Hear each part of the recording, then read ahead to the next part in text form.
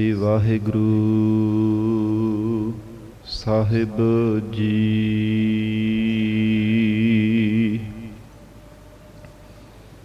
ਇੱਕ ਓੰਕਾਰ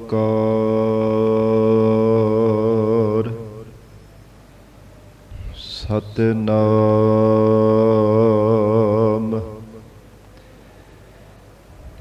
ਕਰਤਾ ਪੁਰਖ ਨਿਰਭਉ ਨਿਰਵੈਰ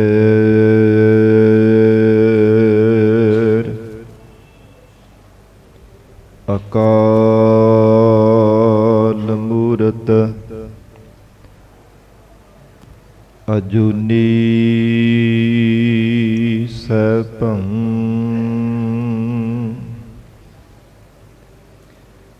ਗੁਰ ਪ੍ਰਸਾਦ ਜਪ ਆਦਿ ਸਚ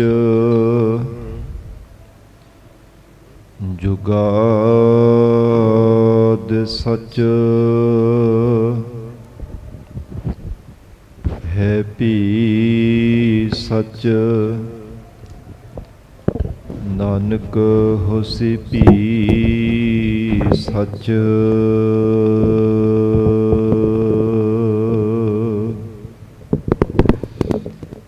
ਹਮ ਅੰਧਲੇ ਅੰਧ ਬਿਖੈ ਬਿਖਰਾਤੇ ਕਿਉ ਚੱਲ ਹੈ ਗੁਰ ਚਾਲੀ।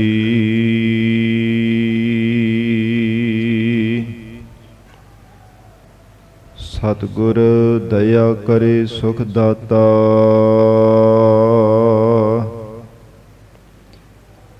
ਹਮ ਲਾਵੈ ਆਪਨ ਪਾਲੀ।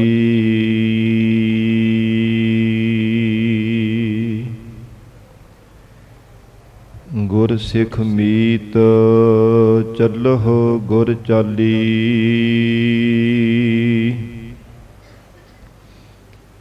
ਜੋ ਗੁਰ ਕਹੈ ਸੋਈ ਭਲ ਮੰਨਹੁ ਹਰ ਹਰ ਕਥਾ ਨਿਰਾਲੀ।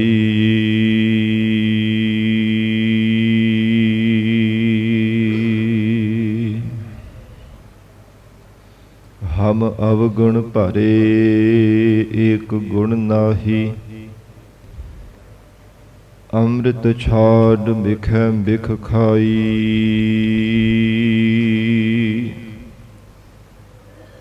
ਮਾਇਆ ਮੋਹ ਭਰਮ ਪੈ ਭੂਲੇ ਸੁਤ ਦਾਰਾ ਸਿਓ ਪ੍ਰੀਤ ਲਗਾਈ। ਇਕ ਉਤਮ ਪੰਥ ਸੁਣਿਓ ਗੁਰ ਸੰਗਤ ਤਿਹ ਮਿਲੰਤ ਜਮ ਤਰਾਸ ਮਿਟਾਈ।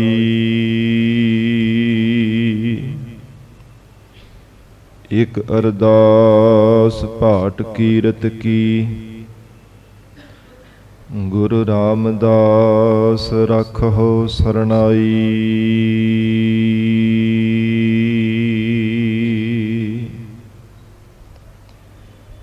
ਜਿਉ ਬੁਲਾਵਹਿ ਤਿਉ ਬੁਲਹਿ ਸੁਆਮੀ ਕੁਦਰਤ ਕਵਣ ਹਮਾਰੀ।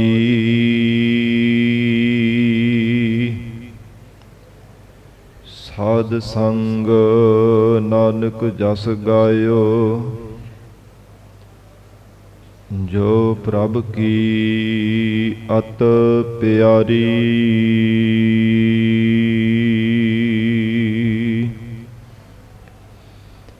ਸਾਧ ਸੰਗ ਨਾਨਕ ਜਸ ਗਾਇਓ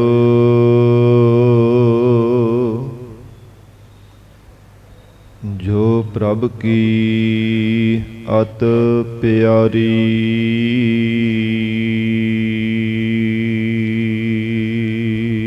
ਸਤਨਾਮ ਸ੍ਰੀ ਵਾਹਿਗੁਰੂ ਸਾਹਿਬ ਜੀਓ। ਜੈਤ ਸਰੀ ਮਹੱਲਾ ਪੰਜਵਾ।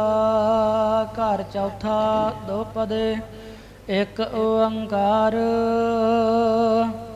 ਸਤਿਗੁਰ ਪ੍ਰਸਾਦ।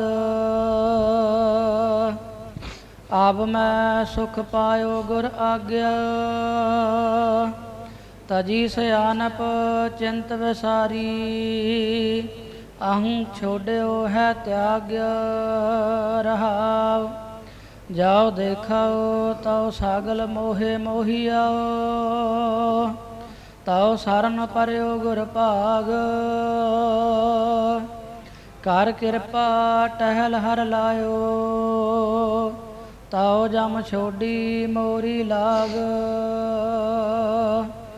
ਤਰਿਓ ਸਾਗਰ ਪਾਵਕ ਕੋ। ਜੋ ਸੰਤ ਭੇਟੇ ਵਡ ਭਾਗ, ਜਨ ਨਾਨਕ ਸਰਬ ਸੁਖ ਪਾਏ। ਮੋਰੋ ਹਰ ਚਰਨੀ ਚਿਤ ਲਾਗ,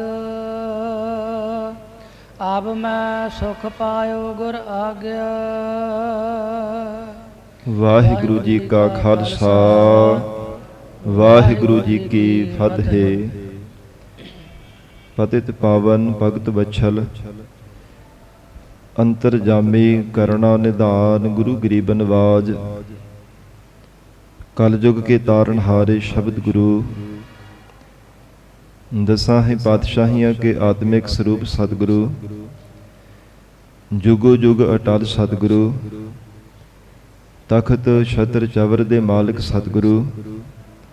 ਸ਼ਬਦਾ ਅਵਤਾਰ ਸਤਿਗੁਰੂ, ਧੰਨ ਧੰਨ ਸ੍ਰੀ ਗੁਰੂ ਗ੍ਰੰਥ ਸਾਹਿਬ ਮਹਾਰਾਜ ਸੱਚੇ ਪਾਤਸ਼ਾਹ ਜੀ ਦੇ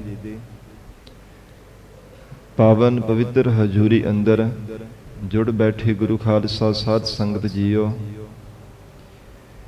ਸਤਿਗੁਰੂ ਜੀ ਦੀ ਮਹਾਨ ਬਖਸ਼ਿਸ਼ ਦਾ ਸਦਕਾ ਅੰਮ੍ਰਿਤ ਵੇਲੇ ਤੋਂ ਮਹਾਰਾਜ ਸੱਚੇ ਪਾਤਸ਼ਾਹ ਜੀ ਦੀ ਪਾਵਨ ਹਜ਼ੂਰੀ ਅੰਦਰ ਦੀਵਾਨ ਸਜੇ ਸਨ। ਸਜੇ ਹੋ ਦੀਵਾਨਾ ਅੰਦਰ ਅੰਮ੍ਰਿਤਮਈ ਪਾਵਨ ਗੁਰਬਾਣੀ ਦੇ ਜਾਪ, ਆਸਾ ਕੀ ਵਾਰ ਗੁਰਬਾਣੀ ਦਾ ਰਸ ਪਿੰਨਾ ਕੀਰਤਨ ਹੋਇਆ ਹੈ। ਵਡਭਾਗੀ ਜਨਾਂ ਨੇ ਸਰਵਣ ਕਰਕੇ ਲਾਹੇ ਪ੍ਰਾਪਤ ਕੀਤੇ ਹਨ। ਹੁਣ ਇਸ ਪਾਵਨ ਅਸਥਾਨ ਤੇ ਗੁਰਦੁਆਰਾ ਲੰਗਰ ਸਾਹਿਬ ਵਿਖੇ ਚੱਲ ਰਹੀ ਲੜੀਵਾਰ ਗੁਰਬਾਣੀ ਦੀ ਕਥਾ ਵਿਚਾਰ ਦਾ ਸਮਾਂ ਹੋਇਆ ਹੈ। ਆਓ ਸਾਧ ਸੰਗਤ ਜੀ ਹੋਰ ਵੀ ਕੋਈ ਸਮਾਂ ਸੱਚੇ ਪਾਤਸ਼ਾਹ ਮਹਾਰਾਜ ਸਿੰਘ ਜੀ ਦੇ ਚਰਨਾਂ ਵਿੱਚ ਬੈਠ ਕੇ ਸਤਿਗੁਰੂ ਜੀ ਦਾ ਅੰਮ੍ਰਿਤਮਈ ਪਾਵਨ ਉਪਦੇਸ਼ ਸਰਵਣ ਕਰਕੇ ਲਾਹੇ ਪ੍ਰਾਪਤ ਕਰੀਏ। ਗਰੀਬ ਨਵਾਜ ਧੰਨ ਸਤਿਗੁਰੂ ਸ੍ਰੀ ਗੁਰੂ ਅਰਜਨ ਦੇਵ ਸਾਹਿਬ ਜੀ ਮਹਾਰਾਜ ਜਿਵੇਂ ਸਿੱਖਾਂ ਦੇ ਬੇਨਤੀ ਕਰਨ ਤੇ ਮਹਾਰਾਜ ਸੱਚੇ ਪਾਤਸ਼ਾਹ ਜੀ ਨੇ ਉਪਦੇਸ਼ ਬਖਸ਼ਿਸ਼ ਕੀਤਾ ਹੈ ਕਿ ਮਹਾਰਾਜ ਜੀਵਨ ਦੇ ਅੰਦਰ ਸਦੀਵੀ ਕਾਲ ਰਹਿਣ ਵਾਲਾ ਪਰਮ ਸੁਖ ਕਿਵੇਂ ਪ੍ਰਾਪਤ ਹੋ ਸਕਦਾ ਹੈ। ਮਹਾਰਾਜ ਜ਼ਿੰਦਗੀ ਦੇ ਅੰਦਰ ਜੇ ਕੋਈ ਥੋੜਾ ਸਮਾਂ ਸੁੱਖ ਮਿਲਦਾ ਫਿਰ ਉਹ ਦੁੱਖਾਂ ਵਿੱਚ ਤਬਦੀਲ ਹੋ ਜਾਂਦਾ ਹੈ। ਸੁੱਖ ਪ੍ਰਾਪਤ ਤਾਂ ਹੁੰਦੇ ਹੈ ਪਰ ਜ਼ਿਆਦਾ ਸਮਾਂ ਨਹੀਂ ਕੋਲ ਰਹਿਣਾ ਕਰਦੇ। ਫਿਰ ਮਹਾਰਾਜ ਕਦੇ ਕੋਈ ਦੁੱਖ ਲੱਗ ਜਾਂਦਾ, ਕਦੇ ਕੋਈ ਦੁੱਖ ਆ ਕੇ ਚੰਬੜ ਜਾਂਦਾ। ਮਨ ਵੀ ਹਰ ਸਮੇਂ ਮਹਾਰਾਜ ਦੁਖੀ ਹੋਇਆ ਰਹਿੰਦਾ ਹੈ। ਮਨ ਨੂੰ ਵੀ ਕਦੇ ਸੁੱਖ ਨਹੀਂ ਪ੍ਰਾਪਤ ਹੁੰਦਾ। ਆਪ ਕਿਰਪਾ ਕਰਕੇ ਸਾਨੂੰ ਉਪਦੇਸ਼ ਦੇਵੋ ਜਿਸ ਕਰਕੇ ਸੱਚੇ ਪਾਤਸ਼ਾਹ ਜੀ ਲੋਕ ਪਰਲੋਕ ਦੇ ਵੀ ਸਾਨੂੰ ਸੁੱਖਾਂ ਦੀ ਪ੍ਰਾਪਤੀ ਹੋਵੇ। ਸਦੀਵੀ ਸੁੱਖ ਪਰਮ ਸੁੱਖ ਦੀ ਦਾਤ ਸਾਨੂੰ ਜੀਵਨ ਅੰਦਰ ਮਿਲ ਜਾਵੇ। ਧੰਨ ਗੁਰੂ ਅਰਜਨ ਦੇਵ ਸਾਹਿਬ ਮਹਾਰਾਜ ਸੱਚੇ ਪਾਤਸ਼ਾਹ ਸਤਿਗੁਰੂ ਜੀ ਨੇ ਇਹ ਪਾਵਨ ਸ਼ਬਦ ਉਚਾਰਨ ਕਰਕੇ ਉਪਦੇਸ਼ ਦਿੱਤਾ ਹੈ। ਪਿਆਰ ਦੇ ਨਾਲ ਸੰਗਤ ਜੀ ਮਹਾਰਾਜ ਜੀ ਦੇ ਚਰਨਾਂ ਵਿੱਚ ਬੈਠ ਕੇ ਸਰਵਣ ਕਰੀਏ। ਵਿਚਾਰ ਦੀ ਪ੍ਰਾਰੰਭਤਾ ਤੋਂ ਪਹਿਲਾਂ ਜ਼ਰੂਰੀ ਹੈ ਚਿੱਤ ਨੂੰ ਇਕਾਗਰ ਕਰਨਾ। ਸਰਬੱਤ ਸੰਗਤ ਅਸੀਸ ਬਖਸ਼ਿਸ਼ ਕਰੋ। ਧੰਨ ਸ੍ਰੀ ਗੁਰੂ ਗ੍ਰੰਥ ਸਾਹਿਬ ਮਹਾਰਾਜ ਜੀ ਨੂੰ ਸੀਸ ਝੁਕਾ ਕੇ ਰਸਨਾ ਤੋਂ ਪਿਆਰ ਨਾਲ ਉਚਾਰਨ ਕਰੋ ਜੀ। ਕਰੋ ਰਸਨਾ ਪਵਿੱਤਰ। ਸਤਨਾਮ ਸ੍ਰੀ ਵਾਹਿਗੁਰੂ ਸਾਹਿਬ। ਸਤਨਾਮ ਸ੍ਰੀ ਵਾਹਿਗੁਰੂ ਸਾਹਿਬ ਜੀ। ਜੈਤ ਸਰੀ ਮਹੱਲਾ ਪੰਜਵਾ, ਘਰ ਚੌਥਾ ਦੋਪਦੇ। ਜੈਤਸਰੀ ਰਾਗ ਹੈ ਸਤਿਗੁਰੂ ਸ੍ਰੀ ਗੁਰੂ ਅਰਜਨ ਦੇਵ ਸਾਹਿਬ ਮਹਾਰਾਜ ਸਾਹਿਬ ਜੀ ਦੀ ਰਚਨਾ ਤੋਂ ਉਚਾਰਨ ਕੀਤਾ ਹੋਇਆ ਪਾਵਨ ਸ਼ਬਦ। ਚੌਥੇ ਘਰ ਸੁਰ ਤਾਲ ਅੰਦਰ ਦੋ ਪਦਿਆਂ ਵਾਲੇ ਮਹਾਰਾਜ ਜੀ ਦੇ ਉਚਾਰਨ ਕੀਤੇ ਹੋਏ ਪਾਵਨ ਸ਼ਬਦ ਹਨ। ਜਿਵੇਂ ਗੁਰਬਾਣੀ ਵਿੱਚ ਸੰਗਤ ਜੀ ਦੋ ਪਦੇ, ਤੇ ਪਦੇ, ਚੌਪਦੇ ਤੇ ਫਿਰ ਅਸ਼ਟਪਦੀਆਂ ਆਉਂਦੇ ਆ। ਦੋ ਪਦੇ ਤੋਂ ਭਾਵ ਦੋ ਪੌੜੀਆਂ ਵਾਲੇ ਸ਼ਬਦ, ਫਿਰ ਤੇ ਪਦੇ ਤਿੰਨ ਪੌੜੀਆਂ ਵਾਲੇ ਸ਼ਬਦ, ਚੌਪਦੇ ਚਾਰ ਪਦਿਆਂ ਵਾਲੇ ਸ਼ਬਦ, 8 ਪੌੜੀਆਂ ਵਾਲੇ ਸ਼ਬਦ ਆਉਂਦੇ, ਉਹਨਾਂ ਨੂੰ ਅਸ਼ਟਪਦੀਆਂ ਕਿਹਾ ਜਾਂਦਾ ਹੈ। ਸੱਚੇ ਪਾਤਸ਼ਾਹ ਧੰਨ ਗੁਰੂ ਅਰਜਨ ਦੇਵ ਸਾਹਿਬ ਜੀ ਮਹਾਰਾਜ ਚੌਥੇ ਘਰ ਸੁਰ ਤਾਲ ਅੰਦਰ ਦੋ ਪੌੜੀਆਂ ਵਾਲੀ ਸ਼ਬਦ ਮਹਾਰਾਜ ਸਾਹਿਬ ਜੀ ਉਚਾਰਨ ਕਰਕੇ ਉਪਦੇਸ਼ ਦਿੰਦੇ ਹਨ। ਇੱਕ ਓੰਕਾਰ, ਇੱਕ ਅਦਵੈਤ ਸਰੂਪ ਹੈ। ਓੰਕਾਰ ਸਰਬ ਜੀਵਾਂ ਦਾ ਪ੍ਰਕਾਸ਼ਕ ਹੈ। ਉਹ ਅਕਾਲ ਪੁਰਖ ਵਾਹਿਗੁਰੂ ਪ੍ਰਮਾਤਮਾ ਓੰਕਾਰ ਆਪ ਹੀ ਸਾਰੇ ਜੀਵਾਂ ਦਾ ਪ੍ਰਕਾਸ਼ਕ ਹੈ। ਆਪ ਹੀ तमाम ਸੰਸਾਰ ਭਰ ਦੇ ਸਭ ਜੀਵਾਂ ਦਾ ਪ੍ਰਤਪਾਲਣਾ ਕਰਨ ਵਾਲਾ, ਸਭ ਦੀ ਰੱਖਿਆ ਕਰਨ ਵਾਲਾ, ਸਭ ਦੀ ਦੇਖ ਰੇਖ ਕਰਨ ਵਾਲਾ ਪਰਮੇਸ਼ਰ ਆਪ ਹੈ।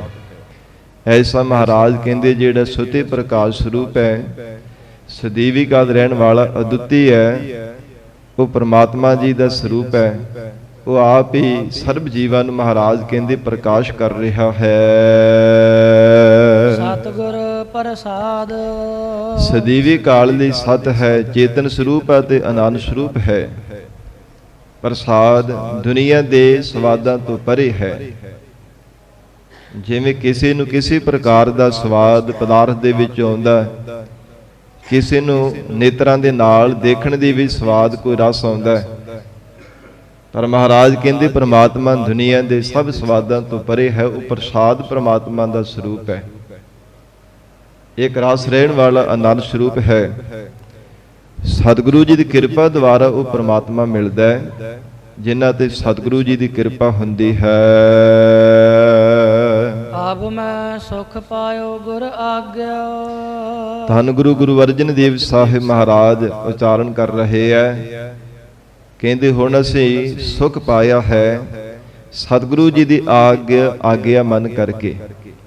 ਸਤ ਸੰਗਤ ਜੀ, ਗੁਰਬਾਣੀ ਵਿੱਚ ਮਹਾਰਾਜ ਸਾਹਿਬ ਜੀ ਦੇ ਉਚਾਰਨ ਕੀਤੇ ਹੋਏ ਜੋ ਪਾਵਨ ਸ਼ਬਦ ਹਨ, ਆਪ ਸੰਗਤ ਦੀ ਗਿਆਤ ਵਜੋਂ ਬੇਨਤੀ ਕਰ ਦੇਵਾ।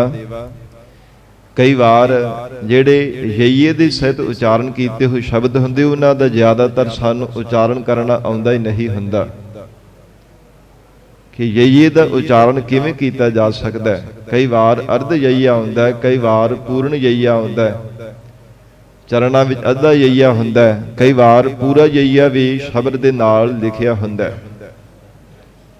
ਉਹਨਾਂ ਦਾ ਉਚਾਰਨ ਕਿਵੇਂ ਕੀਤਾ ਜਾਂਦਾ ਹੈ। ਇੱਥੇ ਜਿਵੇਂ ਹੁਣ ਅੱਧਾ ਯਈਆ ਹੈ, ਐੜੇ ਨੂੰ ਕੰਨਾ ਤੇ ਗੱਗੇ ਸਿਹਾਰੀ ਤੇ ਚਰਣੀ ਅੱਧਾ ਯਈਆ ਹੈ। ਇਹਨੂੰ ਸਾਰੀ ਸੰਗਤ ਜੀ ਇਹਦੇ ਥਾਂ ਤੇ ਐੜਾ ਮੁਕਤਾ ਉਚਾਰਨ ਕਰਨਾ ਹੈ। ਆਗਿਆ, ਅਬ ਮੈਂ ਸੁਖ ਪਾਇਓ ਗੁਰ ਆਗਿਆ। ਔਰ ਕਈ ਥਾਵਾਂ ਤੇ ਯਈਆ ਪੂਰਾ ਆਉਂਦਾ ਹੈ, ਉਹ ਫਿਰ ਆਗਿਆ ਬਣ ਜਾਂਦਾ ਪਾਠ। ਆ ਗਿਆ ਪਾਠ ਵੀ ਇਸ ਤਰ੍ਹਾਂ ਗੁਰਬਾਣੀ ਵਿੱਚ ਪੂਰਾ ਯਈਆ ਆਉਣੇ ਕਰਕੇ ਆਉਂਦਾ ਹੈ। ਮੰਮੇ ਕੰਨਾ ਤੇ ਯਈਏ ਕੰਨਾ ਜਿਵੇਂ ਪਾਠ ਹੁੰਦਾ ਮਾਇਆ, ਉਹਦੇ ਵਿੱਚੋਂ ਈੜੀ ਤੇ ਐੜਾ ਨਿਕਲਦੇ ਆ। ਇਹ ਵੱਖੋ ਵੱਖਰੇ ਤਰ੍ਹਾਂ ਦੀ ਤਰ੍ਹਾਂ ਗੁਰਬਾਣੀ ਵਿੱਚ ਮਹਾਰਾਜ ਸਾਹਿਬ ਜੀ ਦੇ ਉਚਾਰਨ ਕੀਤੇ ਹੋਏ ਜਿਹੜੇ ਸ਼ਬਦ ਹਨ, ਯਈਏ ਦੇ ਵਿੱਚੋਂ ਕਿਤੇ ਪੂਰਾ ਐੜਾ ਨਿਕਲਦਾ, ਐੜੇ ਕੰਨਾ ਆਉਂਦਾ, ਕਿਤੇ ਈੜੀ ਸਿਹਾਰੀ ਤੇ ਐੜੇ ਕੰਨਾ ਨਿਕਲਦਾ। ਇਸ ਪ੍ਰਕਾਰ ਗਰੀਬ ਨਵਾਜ ਮਹਾਰਾਜ ਸੱਚੇ ਪਾਤਸ਼ਾਹ ਜੀ ਨੇ ਉਚਾਰਨ ਕੀਤਾ ਹੈ, ਅਬ ਮੈਂ ਸੁਖ ਪਾਇਓ ਗੁਰ ਆਗਿਆ। ਕਹਿੰਦੇ ਹਨ ਕਿ ਹੁਣ ਸਤਿਗੁਰੂ ਜੀ ਦੀ ਆਗਿਆ ਵਿੱਚ ਆਉਣੇ ਕਰਕੇ ਐਸਾ ਨੇ ਪਰਮ ਸੁਖ ਦੀ ਦਾਤ ਪ੍ਰਾਪਤ ਕੀਤੀ ਹੈ। ਸੰਗਤ ਜੀ, ਇਹ ਸੱਚ ਹੈ ਕਿ ਜਦੋਂ ਤੱਕ ਜੀਵ ਮਹਾਰਾਜ ਸਾਹਿਬ ਜੀ ਦੀ ਆਗਿਆ ਵਿੱਚ ਰਹਿੰਦਾ ਹੈ, ਉਦੋਂ ਤੱਕ ਪ੍ਰਮਾਤਮਾ ਇਹਦੀ ਤੇ ਬਖਸ਼ਿਸ਼ ਕਰਦਾ ਹੈ। ਗੁਰੂ ਕਿਰਪਾ ਦੁਆਰਾ ਇਸ ਨੂੰ ਪਰਮ ਸੁਖਾਂ ਦੀ ਪ੍ਰਾਪਤੀ ਹੁੰਦੀ ਰਹਿੰਦੀ ਹੈ। ਜਦੋਂ ਮਹਾਰਾਜ ਜੀ ਦੀ ਆਗਿਆ ਨੂੰ ਵਿਸਾਰ ਦਿੰਦਾ ਹੈ, ਸੱਚੇ ਪਾਤਸ਼ਾਹ ਜੀ ਦੇ ਹੁਕਮ ਤੋਂ ਅਲੱਗਾ ਹੋ ਜਾਂਦਾ, ਮਹਾਰਾਜ ਜੀ ਦੀ ਆਗਿਆ ਦੀ ਉਲੰਘਣਾ ਕਰਦਾ ਹੈ, ਜੀਵਨ ਦੇ ਅੰਦਰ ਸੁੱਖਾਂ ਦੀ ਦਾਤ ਤੇ ਫਿਰ ਥਾਂ ਤੇ ਦੁੱਖਾਂ ਦੀ ਪ੍ਰਾਪਤੀ ਹੋਣੀ ਸ਼ੁਰੂ ਹੋ ਜਾਂਦੀ ਹੈ। ਮਨੁੱਖ ਦਾ ਜੀਵਨ ਸੁਖਾਲਾ ਹੋਣ ਦੀ ਥਾਂ ਤੇ ਸੁਖ ਦੁਖਦਾਇਕ ਬਣ ਜਾਂਦਾ ਜਦੋਂ ਮਹਾਰਾਜ ਸਾਹਿਬ ਜੀ ਦੀ ਆਗਿਆ ਦੀ ਉਲੰਘਣਾ ਕਰਦਾ ਹੈ, ਮਨ ਮੱਤਾਂ ਕਰਦਾ ਹੈ, ਗੁਰੂ ਕੀ ਮੱਤ ਨੂੰ ਵਿਸਾਰ ਦਿੰਦਾ ਹੈ, ਮਹਾਰਾਜ ਸੱਚੇ ਪਾਤਸ਼ਾਹ ਜੀ ਦੀ ਆਗਿਆ ਮੰਨਣੀ ਛੱਡ ਦਿੰਦਾ ਹੈ। ਸਾਧ ਸੰਗਤ ਜੀ, ਇਤਿਹਾਸ ਅੰਦਰ ਬਹੁਤ ਸਾਰੇ ਐਸੇ ਸਿੱਖ ਹੋਏ ਹੈ, ਭਾਵੇਂ ਗੁਰੂ ਘਰ ਦੇ ਵਿੱਚ ਵੀ ਰਹਿੰਦੇ ਸਨ, ਮਹਾਰਾਜ ਜੀ ਦੇ ਚਰਨਾਂ ਵਿੱਚ ਵੀ ਰਹਿੰਦੇ ਸਨ, ਪਰ ਸਤਿਗੁਰੂ ਜੀ ਦੀ ਆਗਿਆ ਨਾ ਮੰਨਣੇ ਕਰਕੇ ਕਦੇ ਉਹਨਾਂ ਨੂੰ ਪਰਮ ਸੁੱਖ ਨਹੀਂ ਪ੍ਰਾਪਤ ਹੋ ਸਕਿਆ। ਜਿਨ੍ਹਾਂ ਨੇ ਸਤਿਗੁਰੂ ਜੀ ਦੀ ਆਗਿਆ ਨੂੰ ਸਤ ਕਰਕੇ ਮੰਨਿਆ, ਤਿਨਾਂ ਨੂੰ ਇਕੱਲਾ ਐਸ ਲੋਕ ਵਿੱਚ ਨਹੀਂ, ਪਰਲੋਕ ਦੇ ਵਿੱਚ ਵੀ ਪਰਮ ਸੁੱਖ ਦੀ ਦਾਤ ਮਿਲੀ ਹੈ। ਜਿਨ੍ਹਾਂ ਨੇ ਮਹਾਰਾਜ ਸਾਹਿਬ ਜੀ ਦੀ ਆਗਿਆ ਨੂੰ ਸਤ ਕਰਕੇ ਮੰਨਿਆ ਹੈ। ਤੋ ਗੁਰਬਾਣੀ ਵਿੱਚ ਮਹਾਰਾਜ ਸਾਹਿਬ ਜੀ ਨੇ ਤਿਨਾਂ ਨੂੰ ਕਿੰਨਾ ਵੱਡਾ ਮਾਣ ਅਤੇ ਸਤਿਕਾਰ ਦਿੱਤਾ ਹੈ, ਜੋ ਗੁਰਸਿੱਖ ਸਤਿਗੁਰੂ ਜੀ ਦੀ ਆਗਿਆ ਨੂੰ ਸਤ ਕਰਕੇ ਮੰਨਦੇ ਹਨ। ਪਰ ਉਹਨਾਂ ਪ੍ਰਥਾਏ ਵੀ ਮਹਾਰਾਜ ਜੀ ਨੇ ਉਚਾਰਨ ਕੀਤਾ ਹੈ, ਜੋ ਸਤਿਗੁਰੂ ਜੀ ਦੀ ਆਗਿਆ ਮੰਨਣ ਤੋਂ ਇਨਕਾਰ ਕਰ ਦਿੰਦੇ ਆ, ਮਹਾਰਾਜ ਜੀ ਦੇ ਬਚਨ ਮੰਨਣ ਤੋਂ ਅਵੇਸਲੇ ਹੋ ਜਾਂਦੇ ਆ। ਮਹਾਰਾਜ ਕਹਿੰਦੇ ਉਹ ਫਿਰ ਸੱਚੇ ਪਾਤਸ਼ਾਹੀ ਤੋਂ ਵਿਛੜ ਕਰਕੇ ਜਮਾਂ ਦੀਆਂ ਚੋਟਾਂ ਖਾਂਦੇ ਆ। ਉਹਨਾਂ ਨੂੰ ਜੀਵਨ ਦੇ ਅੰਦਰ ਨਾ ਕਦੇ ਐਸ ਲੋਕ ਦੇ ਵੀ ਸੁੱਖ ਮਿਲਦਾ, ਨਾ ਪਰਲੋਕ ਦੇ ਵਿੱਚ ਪਰਮਾਤਮਾ ਦੇ ਘਰ ਵਿੱਚ ਉਹਨਾਂ ਨੂੰ ਪਰਮ ਸੁੱਖ ਦੀ ਦਾਤ ਮਿਲਦੀ ਹੈ। ਲੋਕ ਅਤੇ ਪਰਲੋਕ ਦੋਵੇਂ ਆਪਣੇ ਗਵਾ ਲੈਂਦੇ ਹਨ।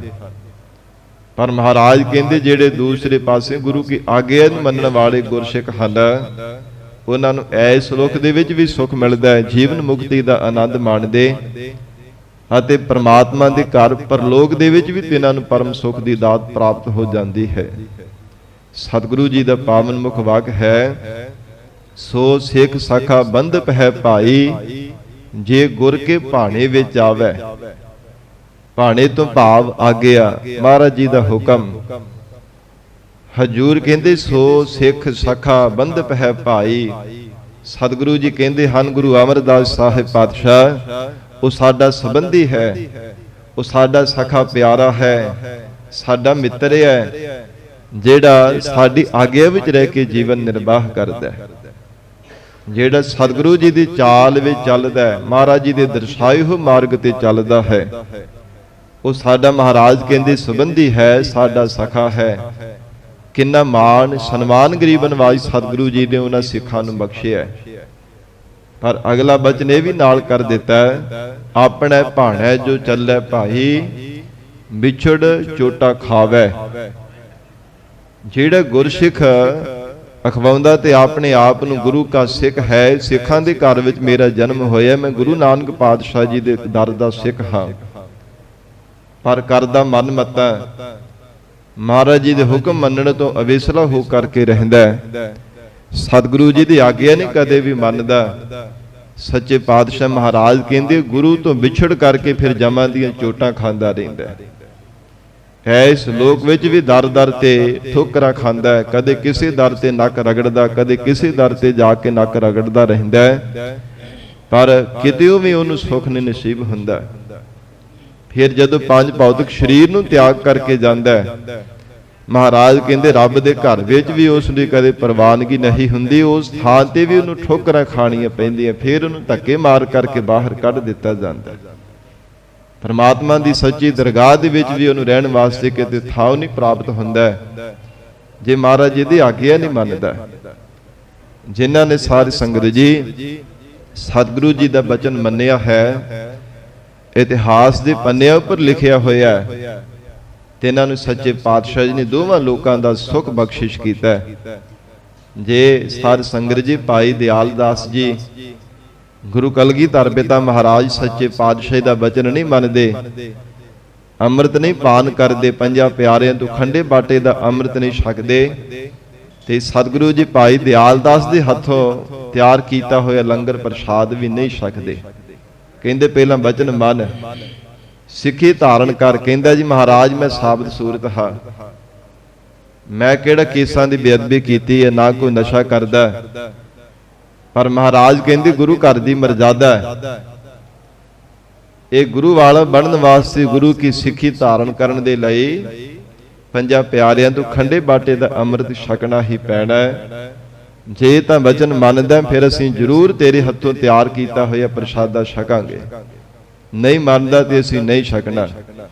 ਇਹ ਪ੍ਰਸ਼ਾਦ ਪ੍ਰਵਾਨ ਨਹੀਂ ਹੋਵੇਗਾ। ਤੇ ਸਾਧ ਸੰਗਤ ਜੀ, ਮਹਾਰਾਜ ਜੀ ਦਾ ਵਚਨ ਨਹੀਂ ਮੰਨਿਆ, ਪਰ ਮਨ ਵੀ ਬੜਾ ਨਿਰਾਸ਼ਾ ਜਿਹਾ ਹੋ ਗਿਆ ਕਿ ਕਿੰਨੀ ਭਾਵਨਾ ਦੇ ਨਾਲ ਪ੍ਰਸ਼ਾਦਾ ਤਿਆਰ ਕੀਤਾ ਸੀਗਾ। ਫਿਰ ਜਦੋਂ ਸੱਚੇ ਪਾਤਸ਼ਾਹ ਜੀ ਦਮਦਮਾ ਸਾਹਿਬ ਗੁਰੂ ਕੀ ਕਾਂਚੀ ਬਠਿੰਡੇ ਵੱਲ ਜਾ ਰਹੇ ਸਨ, ਆਪਣੇ ਨਗਰ ਤੋਂ ਕਿਸੇ ਸਿੱਖ ਨੂੰ ਪੁੱਛਿਆ ਕਿ ਹੁਣ ਕੀ ਕੀਤਾ ਜਾਵੇ। ਉਹ ਸਿੱਖ ਕਹਿਣ ਲੱਗਾ ਸਤਿਗੁਰੂ ਜੀ ਬੜੇ ਦਇਆਵਾਨ ਹੈ, ਸਾਰਾ ਲੰਗਰ ਪ੍ਰਸ਼ਾਦ ਗੱਡਿਆਂ ਉੱਪਰ ਲੱਦ ਲਓ ਤੇ ਮਹਾਰਾਜ ਜੀ ਦੇ ਪਿੱਛੇ ਪਿੱਛੇ ਤੁਰੇ ਜਾਓ, ਜਿੱਥੇ ਪੜਾ ਕਰਿਆ ਕਰਨਗੇ ਉੱਥੇ ਜਾ ਕੇ ਫੇਰ ਤੂੰ ਬੇਨਤੀ ਕਰ ਦਿਆ ਕਰੇ ਕਿ ਮਹਾਰਾਜ ਕਿਰਪਾ ਕਰੋ, ਇਹ ਲੰਗਰ ਪ੍ਰਸ਼ਾਦ ਪ੍ਰਵਾਨ ਕਰ ਲਓ। ਇਸੇ ਤਰ੍ਹਾਂ ਹੀ ਕਰਦੇ ਰਹੇ, ਪਰ ਸਤਿਗੁਰੂ ਜੀ ਨੇ ਕਿਤੇ ਵੀ ਉਹ ਪ੍ਰਸ਼ਾਦਾ ਨਹੀਂ ਛਕਿਆ। ਕਿੰਨੇ ਦਿਨ ਲੰਘ ਗਏ, ਉਹ ਪ੍ਰਸ਼ਾਦੇ ਵਿੱਚ ਲੰਗਰ ਦੇ ਅੰਦਰ ਕਿਰਮ ਚੱਲਣੇ ਸ਼ੁਰੂ ਹੋ ਗਏ, ਕੀੜੇ ਪੈ ਗਏ ਸਨ। ਕਿੰਨੇ ਦਿਨਾਂ ਤੋਂ ਢੱਕਿਆ ਹੋਇਆ ਦੇਗਾਂ ਦੇ ਵਿੱਚ, ਕਿਉਂਕਿ ਨਾਲ ਹੋਰ ਵੀ ਸਿੰਘ ਸਨ, ਸਾਰਿਆਂ ਦੇ ਲਈ ਪ੍ਰਸ਼ਾਦਾ ਤਿਆਰ ਕੀਤਾ ਹੋਇਆ ਸੀਗਾ। ਜਦੋਂ ਦਮਦਮਾ ਸਾਹਿਬ ਦੀ ਧਰਤੀ ਤੇ ਪਹੁੰਚੇ ਫੇਰ ਬੇਨਤੀ ਕਰਦੇ ਆ। ਮਹਾਰਾਜ ਕਹਿੰਦੇ ਭਾਈ ਦਿਆਲ ਦਾਸ ਸਾਡਾ ਵਚਨ ਮੰਨਣਾ ਪਵੇਗਾ, ਪਹਿਲਾਂ ਵੀ ਤੈਨੂੰ ਵਚਨ ਕੀਤਾ। ਫਿਰ ਸਾਧ ਸੰਗਤ ਜੀ ਆਖਰਕਾਰ ਪਰਿਵਾਰ ਸਹਿਤ ਪੰਜਾਂ ਪਿਆਰਿਆਂ ਤੋਂ ਖੰਡੇ ਬਾਟੇ ਦਾ ਅੰਮ੍ਰਿਤ ਛਕਿਆ। ਮਹਾਰਾਜ ਕਹਿੰਦੇ ਹੁਣ ਪ੍ਰਸ਼ਾਦਾ ਲੈ ਕਰਕੇ ਆ ਅਸੀਂ ਛਕਦੇ ਹਾਂ। ਤੇ ਸੰਗਤ ਜੀ ਐਸੀ ਮਹਾਰਾਜ ਜੀ ਦੀ ਕਲਾ ਵਰਤੀ, ਜਦੋਂ ਪ੍ਰਸ਼ਾਦਾ ਲੈ ਕਰਕੇ ਆਂਦਾ ਤੇ ਜਿਵੇਂ ਹੁਣੇ ਤਾਜ਼ਾ ਹੀ ਤਿਆਰ ਕੀਤਾ ਹੋਵੇ। ਐਸੀ ਸੱਚੇ ਪਾਤਸ਼ਾਹ ਗੁਰੂ ਕਲਗੀਧਰ ਪਿਤਾ ਮਹਾਰਾਜ ਸਾਹਿਬ ਜੀ ਦੀ ਕਲਾ ਵਰਤਨਾ ਕੀਤੀ ਹੈ ਕਿ ਜਿਵੇਂ ਹੁਣੇ ਪ੍ਰਸ਼ਾਦਾ ਤਿਆਰ ਕੀਤਾ ਹੋਵੇ ਤੇ ਸੱਚੇ ਪਾਤਸ਼ਾਹ ਜੀ ਨੇ ਆਪ ਛਕਿਆ, ਔਰ ਨਾਲ ਜਿੰਨੇ ਵੀ ਸਿੰਘ ਸਨ, ਜਿੰਨੀਆਂ ਵੀ ਕੋਈ ਸਿੱਖ ਸੰਗਤਾਂ ਸਨ, ਸਭ ਨੂੰ ਨਾਲ ਹੀ ਛਕਾਵਣਾ ਕੀਤਾ। ਗਰੀਬ ਨਵਾਜ ਸਤਿਗੁਰੂ ਜੀ ਦਾ ਬਚਨ ਮੰਨਿਆ ਤਾਂ ਸਾਧ ਸੰਗਤ ਜੀ ਮਨ ਕਰਕੇ ਸੁਖ ਮਿਲਿਆ, ਨਹੀਂ ਤੇ ਮਨ ਬਾਰ-ਬਾਰ ਤੜਪਦਾ ਸੀਗਾ ਕਿ ਮਹਾਰਾਜ ਜੀ ਨੇ ਮੇਰਾ ਪ੍ਰਸ਼ਾਦਾ ਨਹੀਂ ਪ੍ਰਵਾਨ ਕੀਤਾ। ਜੇ ਭਾਈ ਡਾਲ ਸਿੰਘ ਦੀ ਸੇਵਾ ਤੋਂ ਤਰੁੱਠ ਕਰਕੇ ਮਹਾਰਾਜ ਸੱਚੇ ਪਾਤਸ਼ਾਹ ਹਜੂਰ ਕਹਿੰਦੇ ਹਨ ਕਿ ਭਾਈ ਡੱਲਿਆ ਵਰਦਾਨ ਮੰਗ ਲੈ, ਜੋ ਵੀ ਤੇਰੇ ਮਨ ਦੀ ਇੱਛਾ ਹੈ। ਕਹਿੰਦਾ ਜੀ ਮਹਾਰਾਜ ਸੰਸਾਰ ਦੇ ਅੰਦਰ ਸਾਰੇ ਸੁੱਖ ਮੇਰੇ ਕੋਲ ਹੈ, ਕਿਸੇ ਗੱਲੋਂ ਕੋਈ ਘਾਟ ਨਹੀਂ। ਮਹਾਰਾਜ ਸੱਚਖੰਡ ਦੇ ਵਿੱਚ ਪੀੜੀ ਜਿੰਨੀ ਕੇਵਲ ਥਾਂ ਦੇ ਦੇਣੀ, ਕੇਵਲ ਪੀੜੀ ਜਿੰਨੀ ਥਾਂ ਦੇ ਦਿਓ, ਹੋਰ ਨਹੀਂ ਮਹਾਰਾਜ ਮੈਂ ਤੁਹਾਡੇ ਤੋਂ ਕੁਝ ਮੰਗਦਾ। ਤੇ ਗੁਰੂ ਕਲਗੀਧਰ ਪਿਤਾ ਮਹਾਰਾਜ ਸਾਹਿਬ ਜੀ ਨੇ ਬਚਨ ਕੀਤਾ, ਭਾਈ ਡੱਲਿਆ ਸੱਚਖੰਡ ਦੇ ਵਿੱਚ ਪੀੜੀ ਜਿੰਨਾ ਤਕੀ ਤੈਨੂੰ ਸੂਈ ਦੀ ਨੱਕੇ ਜਿੰਨੀ ਥਾਂ ਵੀ ਨਹੀਂ ਮਿਲ ਸਕਦੀ। ਮਹਾਰਾਜ ਇਹ ਕੀ ਕਾਰਨ? ਸਤਿਗੁਰੂ ਜੀ ਕਹਿੰਦੇ ਤੂੰ ਗੁਰੂ ਕੀ ਸਿੱਖੀ ਨਹੀਂ ਧਾਰਨ ਕੀਤੀ, ਪੰਜਾਂ ਪਿਆਰਿਆਂ ਤੋਂ ਖੰਡੇ ਬਾਟੇ ਦਾ ਅੰਮ੍ਰਿਤ ਪਾਨ ਕਰ, ਤਾਂ ਫਿਰ ਤੈਨੂੰ ਜੀਵਨ ਦੇ ਅੰਦਰ ਇਹ ਦਾਤ ਪ੍ਰਾਪਤ ਹੋ ਸਕਦੀ ਹੈ, ਸੱਚਖੰਡ ਦੇ ਵਿੱਚ ਤੈਨੂੰ ਰਹਿਣ ਵਾਸਤੇ ਜਗ੍ਹਾ ਮਿਲੇਗੀ।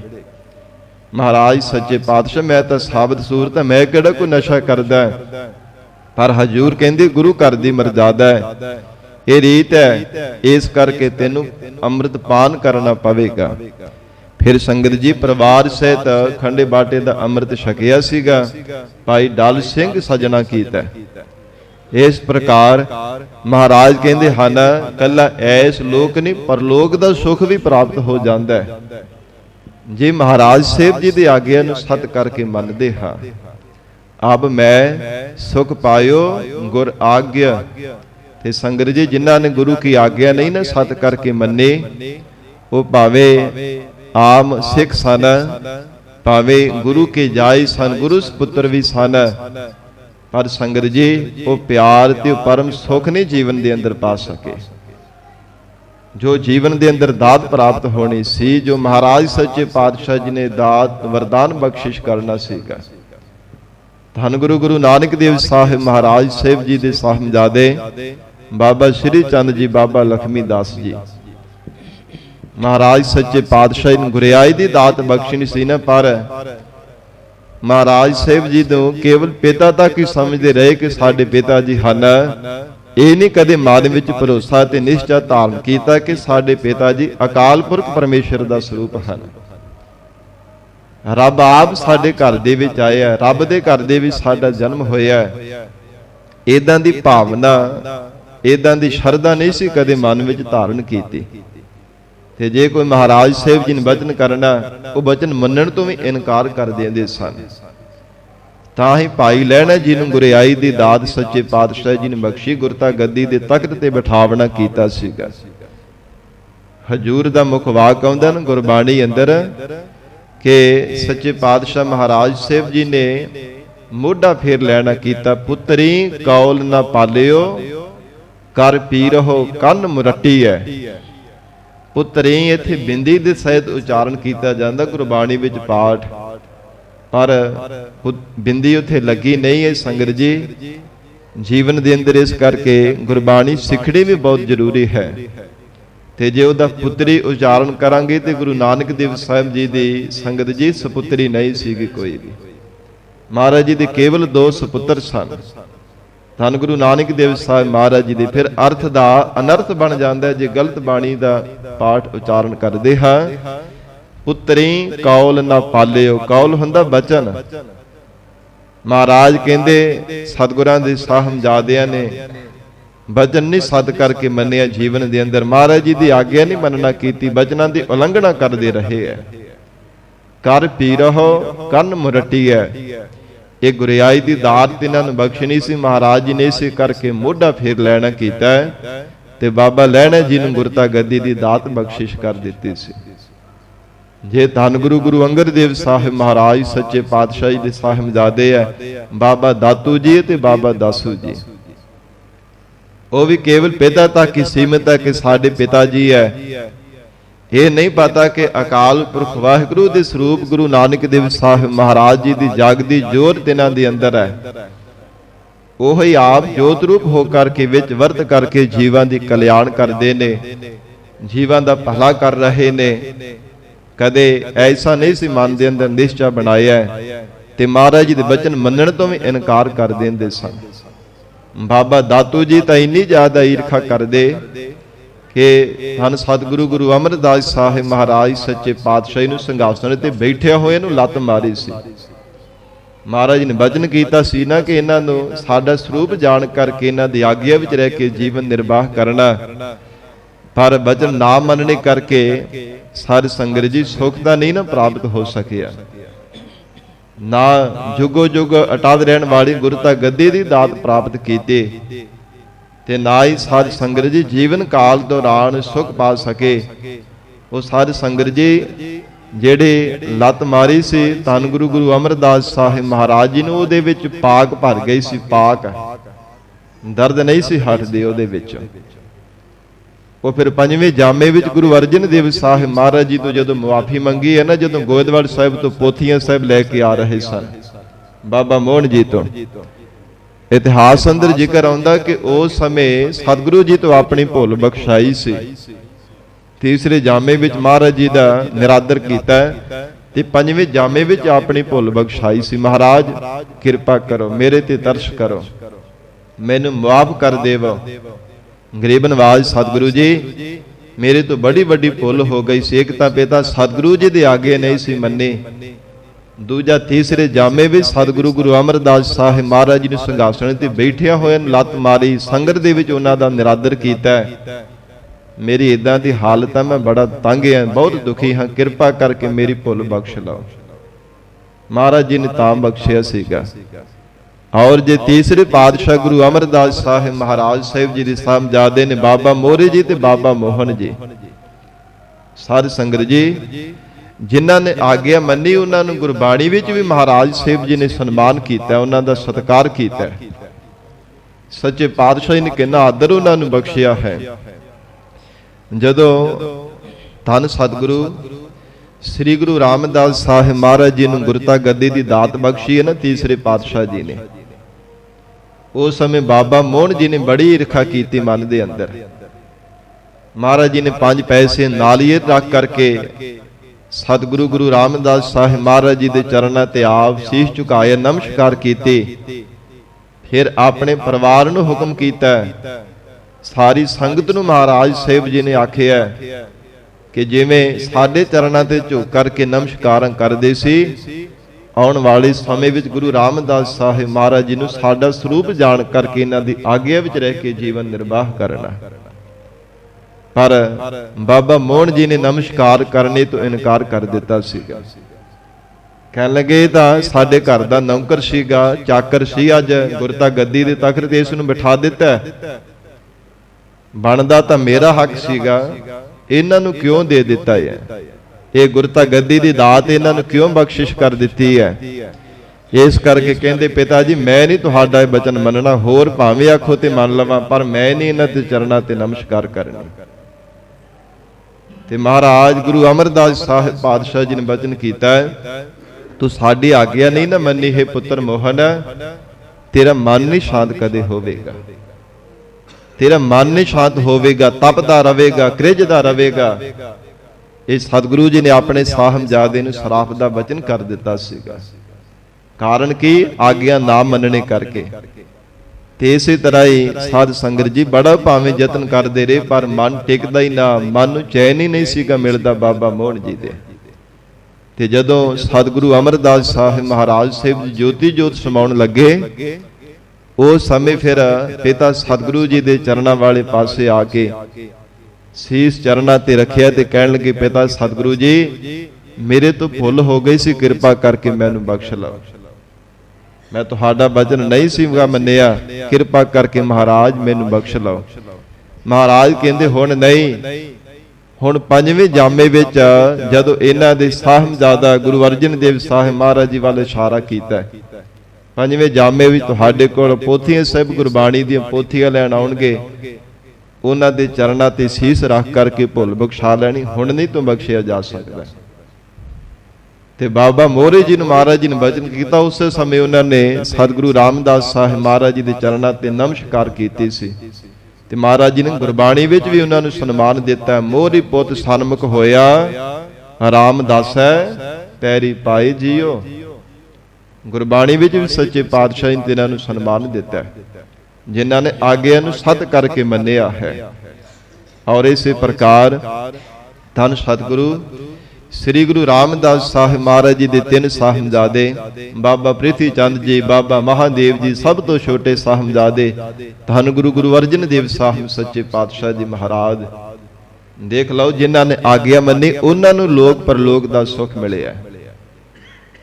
ਜੇ ਬਾਬਾ ਪ੍ਰਿਥੀ ਚੰਦ ਜੀ ਮਹਾਰਾਜ ਜੀ ਦੇ ਬਚਨਾਂ ਨੂੰ ਟਾਲਦੇ ਰਹਿੰਦੇ ਐ, ਸਤਿਗੁਰੂ ਜੀ ਦੀ ਆਗਿਆ ਦੀ ਪਾਲਣਾ ਨਹੀਂ ਕਰਦੇ, ਬਾਬਾ ਮਹਾਦੇਵ ਜੀ ਵੀ ਅਲਮਸਤ ਸੁਭਾਅ ਦੇ, ਜਿਵੇਂ ਵੱਡੇ ਭਰਾਤਾਂ ਨੇ ਆਖ ਦੇਣਾ, ਉਸੇ ਤਰ੍ਹਾਂ ਉਹਨਾਂ ਨੇ ਮਗਰ ਲਾ ਕੇ ਆਖ ਦੇਣਾ। ਗੁਰਿਆਈ ਦੇ ਤਗਰ ਤੋਂ ਵਾਂਝੇ ਰਹਿ ਗਏ। ਔਰ ਸਤਿਗੁਰੂ ਗੁਰੂ ਅਰਜਨ ਦੇਵ ਸਾਹਿਬ ਮਹਾਰਾਜ ਸਾਹਿਬ ਜੀ ਹਰ ਸਮੇਂ ਕਮਰ ਕਸਾ ਕਰਕੇ ਰੱਖਦੇ ਕਿ ਪਿਤਾ ਸਤਿਗੁਰੂ ਜੀ ਜੋ ਆਗਿਆ ਦੇਣ ਉਹਨੂੰ ਸਤ ਕਰਕੇ ਮੰਨਣਾ ਕਰੀਏ। ਮਹਾਰਾਜ ਜੀ ਦਾ ਬਚਨ ਸਿਰ ਮੱਥੇ ਹਰ ਸਮੇਂ ਮੰਨਿਆ ਕਰਦੇ, ਕਦੇ ਵੀ ਅੱਗੋਂ ਜਵਾਬ ਨਹੀਂ ਸਨ ਦਿੰਦੇ। ਇਸ ਲਈ ਮਹਾਰਾਜ ਸੱਚੇ ਪਾਤਸ਼ਾਹ ਹਜੂਰ ਨੇ ਬਖਸ਼ਿਸ਼ ਕੀਤੀ ਹੈ, ਆਪ ਮੈਂ ਸੁਖ ਪਾਇਓ ਗੁਰ ਆਗਿਆ। ਕਹਿੰਦੇ ਹਨ ਕਿ ਹੁਣ ਅਸੀਂ ਲੋਕ ਪਰਲੋਕ ਦੇ ਸੁੱਖਾਂ ਨੂੰ ਪਾਉਣਾ ਕੀਤਾ ਮਹਾਰਾਜ ਜੀ ਦੀ ਆਗਿਆ ਵਿੱਚ ਰਹਿ ਕਰਕੇ। ਜੇ ਸਤਿਗੁਰੂ ਗੁਰੂ ਹਰਿਰਾਏ ਸਾਹਿਬ ਮਹਾਰਾਜ ਸੱਚੇ ਪਾਤਸ਼ਾਹੀ ਦੇ ਸਾਹਿਬਜ਼ਾਦਾ ਬਾਬਾ ਰਾਮ ਰਾਏ ਜੀ, ਜਿਨ੍ਹਾਂ ਵਿੱਚ ਆਗਿਆ ਦੇ ਵਿੱਚ ਰਹੇ ਹੈ ਜਿੰਨਾ ਸਮਾਂ, ਉਹਨਾਂ ਚਿਰ ਸਾਧ ਸੰਗਤ ਜੀ ਸੁਖ ਪਾਇਆ। ਸੰਗਤ ਦੇ ਕੋਲੋਂ ਵੀ ਮਾਣ ਸਨਮਾਨ ਸਤਿਕਾਰ ਪ੍ਰਾਪਤ ਹੁੰਦਾ ਰਿਹਾ, ਪਰ ਜਦੋਂ ਆਗਿਆ ਦੀ ਉਲੰਘਣਾ ਕੀਤੀ ਹੈ ਨਾ, ਗੁਰੂ ਕਾ ਬਚਨ ਵਿਸਾਰ ਦਿੱਤਾ ਹੈ। ਔਰੰਗਜ਼ੇਬ ਦੀ ਸਭਾ ਦੇ ਵਿੱਚ ਗੁਰੂ ਕੀ ਬਾਣੀ ਦੀ ਤੁਕ ਬਦਲ ਦੇਣਾ ਕੀਤੀ, ਮਿੱਟੀ ਮੁਸਲਮਾਨ ਕੀ ਥਾਂ ਤੇ ਬੇਈਮਾਨ ਆਖ ਦਿੱਤਾ ਸੀਗਾ ਕਿ ਮਹਾਰਾਜ ਨੂੰ ਭੁਲੇਖਾ ਲੱਗ ਗਿਆ। ਉਸ ਸਮੇਂ ਗੁਰੂ ਘਰ ਦੇ ਵਿੱਚੋਂ ਮਹਾਰਾਜ ਸੱਚੇ ਪਾਤਸ਼ਾਹ ਨੇ ਛੇਕ ਦਿੱਤਾ, ਭਾਵੇਂ ਆਪਣਾ ਹੀ ਪੁੱਤਰ ਸੀਗਾ। ਮਹਾਰਾਜ ਜੀ ਦੀ ਆਗਿਆ ਦੀ ਪਾਲਣਾ ਨਹੀਂ ਸੀ ਕੀਤੀ, ਤੇ ਇਸ ਕਰਕੇ ਸੱਚੇ ਪਾਤਸ਼ਾਹ ਨੇ ਗੁਰੂ ਘਰ ਦੇ ਵਿੱਚੋਂ ਛੇਕ ਦਿੱਤਾ। ਸੰਗਤ ਨੂੰ ਵੀ ਹੁਕਮ ਕਰ ਦਿੱਤਾ ਕਿ ਸਾਡੇ ਸਾਹਿਬਜ਼ਾਦੇ ਨੂੰ ਕੋਈ ਮੂੰਹ ਨਾ ਲਾਵੇ, ਕੋਈ ਇਹਦੇ ਨਾਲ ਮਿਲ ਵਰਤਨ ਨਾ ਰੱਖਣਾ ਕਰੇ। ਮਹਾਰਾਜ ਦੇਖ ਲਓ ਸੰਗਤ ਜੀ, ਭਾਵੇਂ ਸਤਿਗੁਰੂ ਜੀ ਦੇ ਆਪਣੇ ਸਾਹਿਬਜ਼ਾਦੇ ਵੀ ਹਨ, ਜੇ ਸਤਿਗੁਰੂ ਜੀ ਦੀ ਆਗਿਆ ਨੂੰ ਨਹੀਂ ਸਤ ਕਰਕੇ ਮੰਨਿਆ ਤੇ ਨਹੀਂ ਪਰਮ ਸੁਖ ਦੀ ਦਾਤ ਪ੍ਰਾਪਤ ਹੋਈ। ਮਹਾਰਾਜ ਧੰਨ ਸਤਿਗੁਰੂ ਗੁਰੂ ਅਰਜਨ ਦੇਵ ਸਾਹਿਬ ਪਾਤਸ਼ਾਹ ਹਜੂਰ ਕਹਿੰਦੇ, ਆਬ ਮੈਂ ਸੁਖ ਪਾਇਓ ਗੁਰ ਆਗਿਆ। ਜਿਨ੍ਹਾਂ ਨੇ ਸਤਿਗੁਰੂ ਜੀ ਦੀ ਆਗਿਆ ਨੂੰ ਸਤ ਕਰਕੇ ਮੰਨਿਆ, ਸੱਚੇ ਪਾਤਸ਼ਾਹ ਮਹਾਰਾਜ ਕਹਿੰਦੇ ਹਨ, ਉਹਨਾਂ ਨੂੰ ਪਰਮ ਸੁਖ ਦੀ ਦਾਤ ਪ੍ਰਾਪਤ ਹੋਵਣਾ ਕੀਤੀ ਹੈ। ਜਿਵੇਂ ਹਜੂਰ ਦਾ ਬਚਨ ਆਉਂਦਾ ਨਾ, ਗੁਰਸਿੱਖ ਮੀਤ ਚੱਲੋ ਗੁਰ ਚਾਲੀ। ਚਾਲੀ ਕਹਿੰਦੇ ਨੇ ਰਸਤੇ ਨੂੰ, ਚਾਲੀ ਕਹਿੰਦੇ ਨੇ ਮਰਜ਼ਾਦਾ ਨੂੰ। ਜਾਂ ਕਹਿ ਲਈਏ ਕਿ ਮਹਾਰਾਜ ਜੀ ਦੀ ਜੋ ਆਗਿਆ ਹੈ, हे ਗੁਰਸਿੱਖ ਮਿੱਤਰ ਗੁਰਸਿੱਖ, ਮਹਾਰਾਜ ਜੀ ਦੀ ਚਾਲ, ਗੁਰੂ ਕੀ ਆਗਿਆ ਦੇ ਵਿੱਚ ਚੱਲਣਾ ਕਰ। ਜਿਵੇਂ ਸੱਚੇ ਪਾਤਸ਼ਾਹ ਜੀ ਨੇ ਉਪਦੇਸ਼ ਦਿੱਤਾ, ਹੁਕਮ ਕੀਤਾ ਹੈ, ਜੋ ਗੁਰ ਕਹੈ ਸੋਈ ਭਲ ਮੰਨਹੁ, ਹਰ ਹਰ ਕਥਾ ਨਿਰਾਲੀ। ਜੋ ਸਤਿਗੁਰੂ ਜੀ ਹੁਕਮ ਕਰਦੇ ਨੇ ਉਹਦੇ ਵਿੱਚ ਆਪਣਾ ਭਲਾ ਜਾਣ ਕਿ ਇਹਦੇ ਵਿੱਚ ਮੇਰਾ ਭਲਾ ਹੈ। ਮਹਾਰਾਜ ਜੀ ਨੇ ਜੋ ਆਗਿਆ ਕੀਤੀ ਇਹਦੇ ਵਿੱਚ ਮੇਰਾ ਭਲਾ ਹੈ, ਉਹਨੂੰ ਸਤ ਕਰਕੇ ਨਿਸ਼ਚੈ ਕਰਕੇ ਜੀਵਨ ਦੇ ਵਿੱਚ ਧਾਰਨ ਕਰ। ਜੇ ਮਹਾਰਾਜ ਜੀ ਦੀ ਆਗਿਆ ਦੀ ਉਲੰਘਣਾ ਕਰੇਗਾ ਫਿਰ ਜੀਵਨ ਦੇ ਅੰਦਰ ਕਦੇ ਸੁਖ ਨਹੀਂ ਪ੍ਰਾਪਤ ਹੋ ਸਕੇਗਾ। ਤੇ ਸਾਧ ਸੰਗਤ ਜੀ, ਸਤਿਗੁਰੂ ਜੀ ਦੀ ਆਗਿਆ ਕੀ ਹੈ ਸਾਨੂੰ ਸਭ ਨੂੰ ਪਤਾ ਹੈ, ਪਰ ਅਸੀਂ ਕਿੰਨੀ ਕੁ ਆਗਿਆ ਮੰਨ ਰਹੇ ਹਾਂ, ਇਹ ਆਪਣੇ ਮਨਾਂ ਵਿੱਚ ਵਿਚਾਰ ਕਰਕੇ ਦੇਖੀਏ। ਗੁਰੂ ਕਲਗੀਧਰ ਪਿਤਾ ਧੰਨ ਗੁਰੂ ਗੋਬਿੰਦ ਸਿੰਘ ਸਾਹਿਬ ਮਹਾਰਾਜ ਸੱਚੇ ਪਾਤਸ਼ਾਹ ਜੀ ਨੇ ਆਗਿਆ ਕੀਤੀ ਹੈ ਨਾ, ਆਗਿਆ ਪਈ ਅਕਾਲ ਕੀ ਤਬੀ ਚਲਾਇਓ ਪੰਥ, ਸਭ ਸਿੱਖਨ ਕੋ ਹੁਕਮ ਹੈ ਗੁਰੂ ਮਾਨਿਓ ਗ੍ਰੰਥ।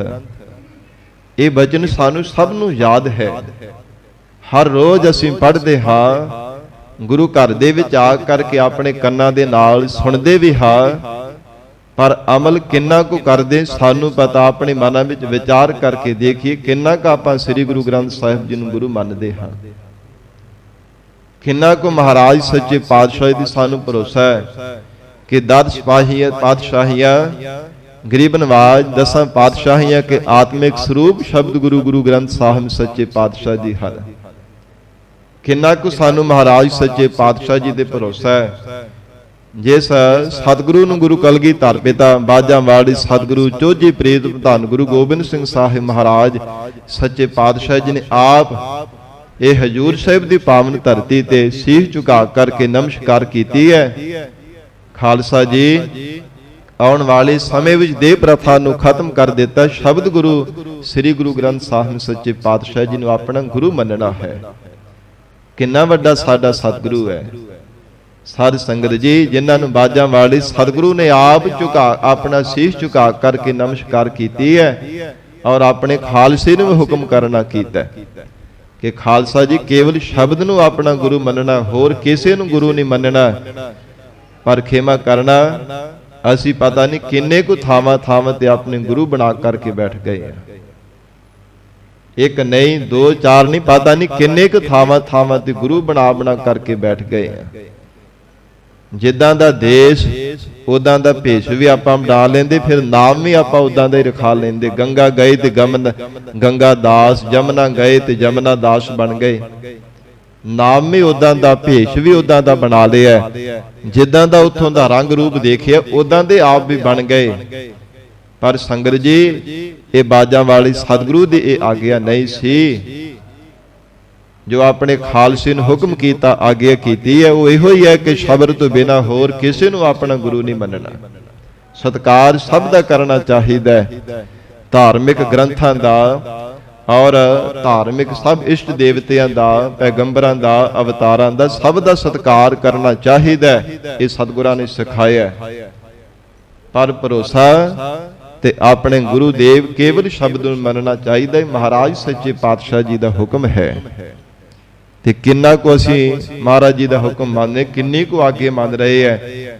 ਸੱਚੇ ਪਾਤਸ਼ਾਹ ਜੀ ਨੇ ਤਾਂ ਬਾਰ-ਬਾਰ ਸਾਨੂੰ ਸਮਝਾਇਆ, ਇਹ ਮੋਰ ਆਗਿਆ ਸੁਨਹੁ ਰੇ ਪਿਆਰੇ, ਬਿਨਾ ਸ਼ਸਤਰ ਕੇ ਸੰਗ ਨਾ ਦੇਵੰ ਦੇਦਾਰੇ। ਇਹ ਵੀ ਮਹਾਰਾਜ ਜੀ ਦੀ ਆਗਿਆ ਹੈ। ਇਹ ਖਾਲਸਾ ਜੀ, ਇਹ ਸਾਡੀ ਆਗਿਆ, ਇਹਨੂੰ ਚੰਗੀ ਤਰ੍ਹਾਂ ਸੁਣ ਲਓ। ਕਿ ਬਿਨਾਂ ਸ਼ਸਤਰਾਂ ਤੇ ਕੇਸਾਂ ਤੋਂ ਸਾਡੇ ਦੀਦਾਰ ਨਹੀਂ ਹੋ ਸਕਦੇ, ਕਦੇ ਸਾਡੇ ਦਰਸ਼ਨ ਨਹੀਂ ਤੁਹਾਨੂੰ ਪ੍ਰਾਪਤ ਹੋ ਸਕਣਗੇ। ਜੀਵਨ ਦੇ ਅੰਦਰ ਪੰਜਾਂ ਕਕਾਰਾਂ ਦੀ ਰਹਿਤ ਔਰ ਨਿਤਨੇਮ ਰਹਿਤ ਮਰਜ਼ਾਦਾ ਨੂੰ ਜੀਵਨ ਦੇ ਵਿੱਚ ਧਾਰਨ ਕਰਨਾ, ਇਹ ਸਾਧ ਸੰਗਤ ਜੀ ਕਿਸੇ ਮਨੁੱਖ ਦੀ ਆਗਿਆ ਨਹੀਂ, ਪੂਰੇ ਸਤਿਗੁਰੂ ਗੁਰੂ ਕਲਗੀਧਰ ਪਿਤਾ ਮਹਾਰਾਜ ਬਾਜਾਂਵਾੜੀ ਸਤਿਗੁਰੂ ਜੀ ਦੀ ਆਗਿਆ ਹੈ। ਕਿਸੇ ਆਮ ਦੁਨਿਆਵੀ ਮਨੁੱਖ ਦਾ ਬਚਨ ਨਹੀਂ ਹੈ, ਇਹ ਬਾਜਾਂਵਾੜੀ ਸਤਿਗੁਰੂ ਜੀ ਨੇ ਆਪਣੇ ਖਾਲਸੇ ਨੂੰ ਆਗਿਆ ਕੀਤੀ ਹੈ। ਇਹ ਹੁਣ ਵਿਚਾਰ ਇਹ ਅਸੀਂ ਕਰਨੀ ਆਪਣੇ ਮਨ ਦੇ ਅੰਦਰ, ਅਸੀਂ ਕਿੰਨੀ ਕੁ ਆਗਿਆ ਗੁਰੂ ਕੀ ਮੰਨ ਰਹੇ ਹਾਂ। ਫਿਰ ਦੋਸ਼ ਵੀ ਸਤਿਗੁਰਾਂ ਨੂੰ ਦੇਂਦੇ, ਹਾਂ ਜੀ ਮਹਾਰਾਜ ਅਸੀਂ ਪਾਠ ਵੀ ਕਰਵਾ ਲਿਆ, ਆਪ ਵੀ ਪਾਠ ਕਰਦੇ ਹਾਂ ਜੀ, ਗੁਰਬਾਣੀ ਪੜ੍ਹਦੇ, ਫੇਰ ਵੀ ਪਤਾ ਨਹੀਂ ਸਾਨੂੰ ਦੋਖੀ ਆ ਕਰਕੇ ਚੰਬੜਦੇ ਰਹਿੰਦੇ, ਫੇਰ ਵੀ ਸਾਡੇ ਕਾਰਜਾਂ ਵਿੱਚ ਵਿਘਨ ਪੈਂਦਾ ਰਹਿੰਦਾ ਹੈ। ਘਾਟਾ ਸੰਗਤ ਜੀ ਸਾਡੇ ਅੰਦਰ ਹੈ, ਦੋਸ਼ ਆਪਾਂ ਸਤਿਗੁਰੂ ਜੀ ਨੂੰ ਦੇਂਦੇ ਰਹਿੰਦੇ ਹਾਂ। ਸਾਡਾ ਗੁਰੂ ਪੂਰਾ ਹੈ, ਅਸੀਂ ਅਧੂਰੇ ਹਾਂ। ਘਾਟਾ ਸਾਡੇ ਅੰਦਰ ਹੈ, ਸਤਿਗੁਰੂ ਜੀ ਦੇ ਅੰਦਰ ਕੋਈ ਨਹੀਂ ਹੈ। ਮਹਾਰਾਜ ਸੱਚੇ ਪਾਤਸ਼ਾਹ ਧੰਨ ਗੁਰੂ ਗੁਰੂ ਅਰਜਨ ਦੇਵ ਸਾਹਿਬ ਪਾਤਸ਼ਾਹ ਜੀ ਨੇ ਉਚਾਰਨ ਕੀਤਾ ਹੈ, ਅਬ ਮੈਂ ਸੁਖ ਪਾਇਓ ਗੁਰ ਆਗਿਆ। ਕਹਿੰਦੇ ਹਨ ਕਿ ਸਦੀਵੀ ਕਾਲ ਰਹਿਣ ਵਾਲਾ ਪਰਮ ਸੁਖ ਵਾਹਿਗੁਰੂ ਜੀ ਦੇ ਸਰੂਪ ਦੇ ਸੁਖ ਨੂੰ ਪਾਵਨਾ ਕੀਤਾ ਮਹਾਰਾਜ ਸਾਹਿਬ ਜੀ ਦੀ ਆਗਿਆ ਨੂੰ ਮੰਨਣੇ ਕਰਕੇ। ਜੋ ਗੁਰਸਿੱਖ ਮਹਾਰਾਜ ਜੀ ਦੀ ਆਗਿਆ ਨੂੰ ਸਤ ਕਰਕੇ ਮੰਨਦੇ ਆ, ਸੱਚੇ ਪਾਤਸ਼ਾਹ ਮਹਾਰਾਜ ਕਹਿੰਦੇ ਉਹਨਾਂ ਨੂੰ ਸਦੀਵੀ ਕਾਲ ਦੀ ਪਰਮ ਸੁਖ ਪ੍ਰਾਪਤ ਹੋ ਜਾਂਦਾ ਹੈ।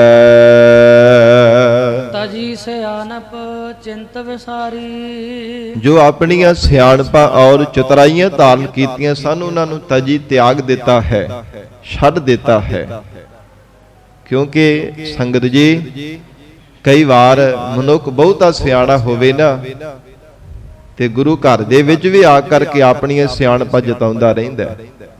ਚੰਗੀ ਗੱਲ ਹੈ, ਸਿਆਣੇ ਹੋਣਾ ਮਾੜੀ ਗੱਲ ਨਹੀਂ ਹੈ, ਪਰ ਜਿਹੜੀਆਂ ਦੁਨੀਆ ਦੀਆਂ ਸਿਆਣਪਾਂ ਕੇਵਲ ਦੁਨੀਆ ਤੱਕ ਸੀਮਤ ਹੈ, ਉਹ ਕੇਵਲ ਦੁਨੀਆ ਤੱਕ ਸੀਮਤ ਹੈ, ਸੰਸਾਰ ਤੱਕ ਸੀਮਤ ਹੈ। ਪਰਮਾਤਮਾ ਦੇ ਘਰ ਦੇ ਵਿੱਚ ਇਹ ਮਨੁੱਖ ਦੀ ਜੀਵ ਦੀ ਸਿਆਣਪ ਨਹੀਂ ਕਦੇ ਵੀ ਕੋਈ ਨਾਲ ਚੱਲਣ ਵਾਲੀ। ਉੱਥੇ ਮਹਾਰਾਜ ਜੀ ਦੀ ਬਖਸ਼ੀ ਹੋ ਸਿੱਖਿਆ ਗੁਰੂ ਕੀ ਮੱਤ ਚੱਲਦੀ ਹੈ। ਜੋ ਗਰੀਬ ਨਵਾਜ ਸੱਚੇ ਪਾਤਸ਼ਾਹ ਜੀ ਜੀਵਨ ਦੇ ਅੰਦਰ ਦਾਤ ਬਖਸ਼ਿਸ਼ ਕਰਦੇ, ਆਪਣੇ ਉਪਦੇਸ਼ ਦੁਆਰਾ ਸੋਝੀ ਬਖਸ਼ਦੇ ਹਨ।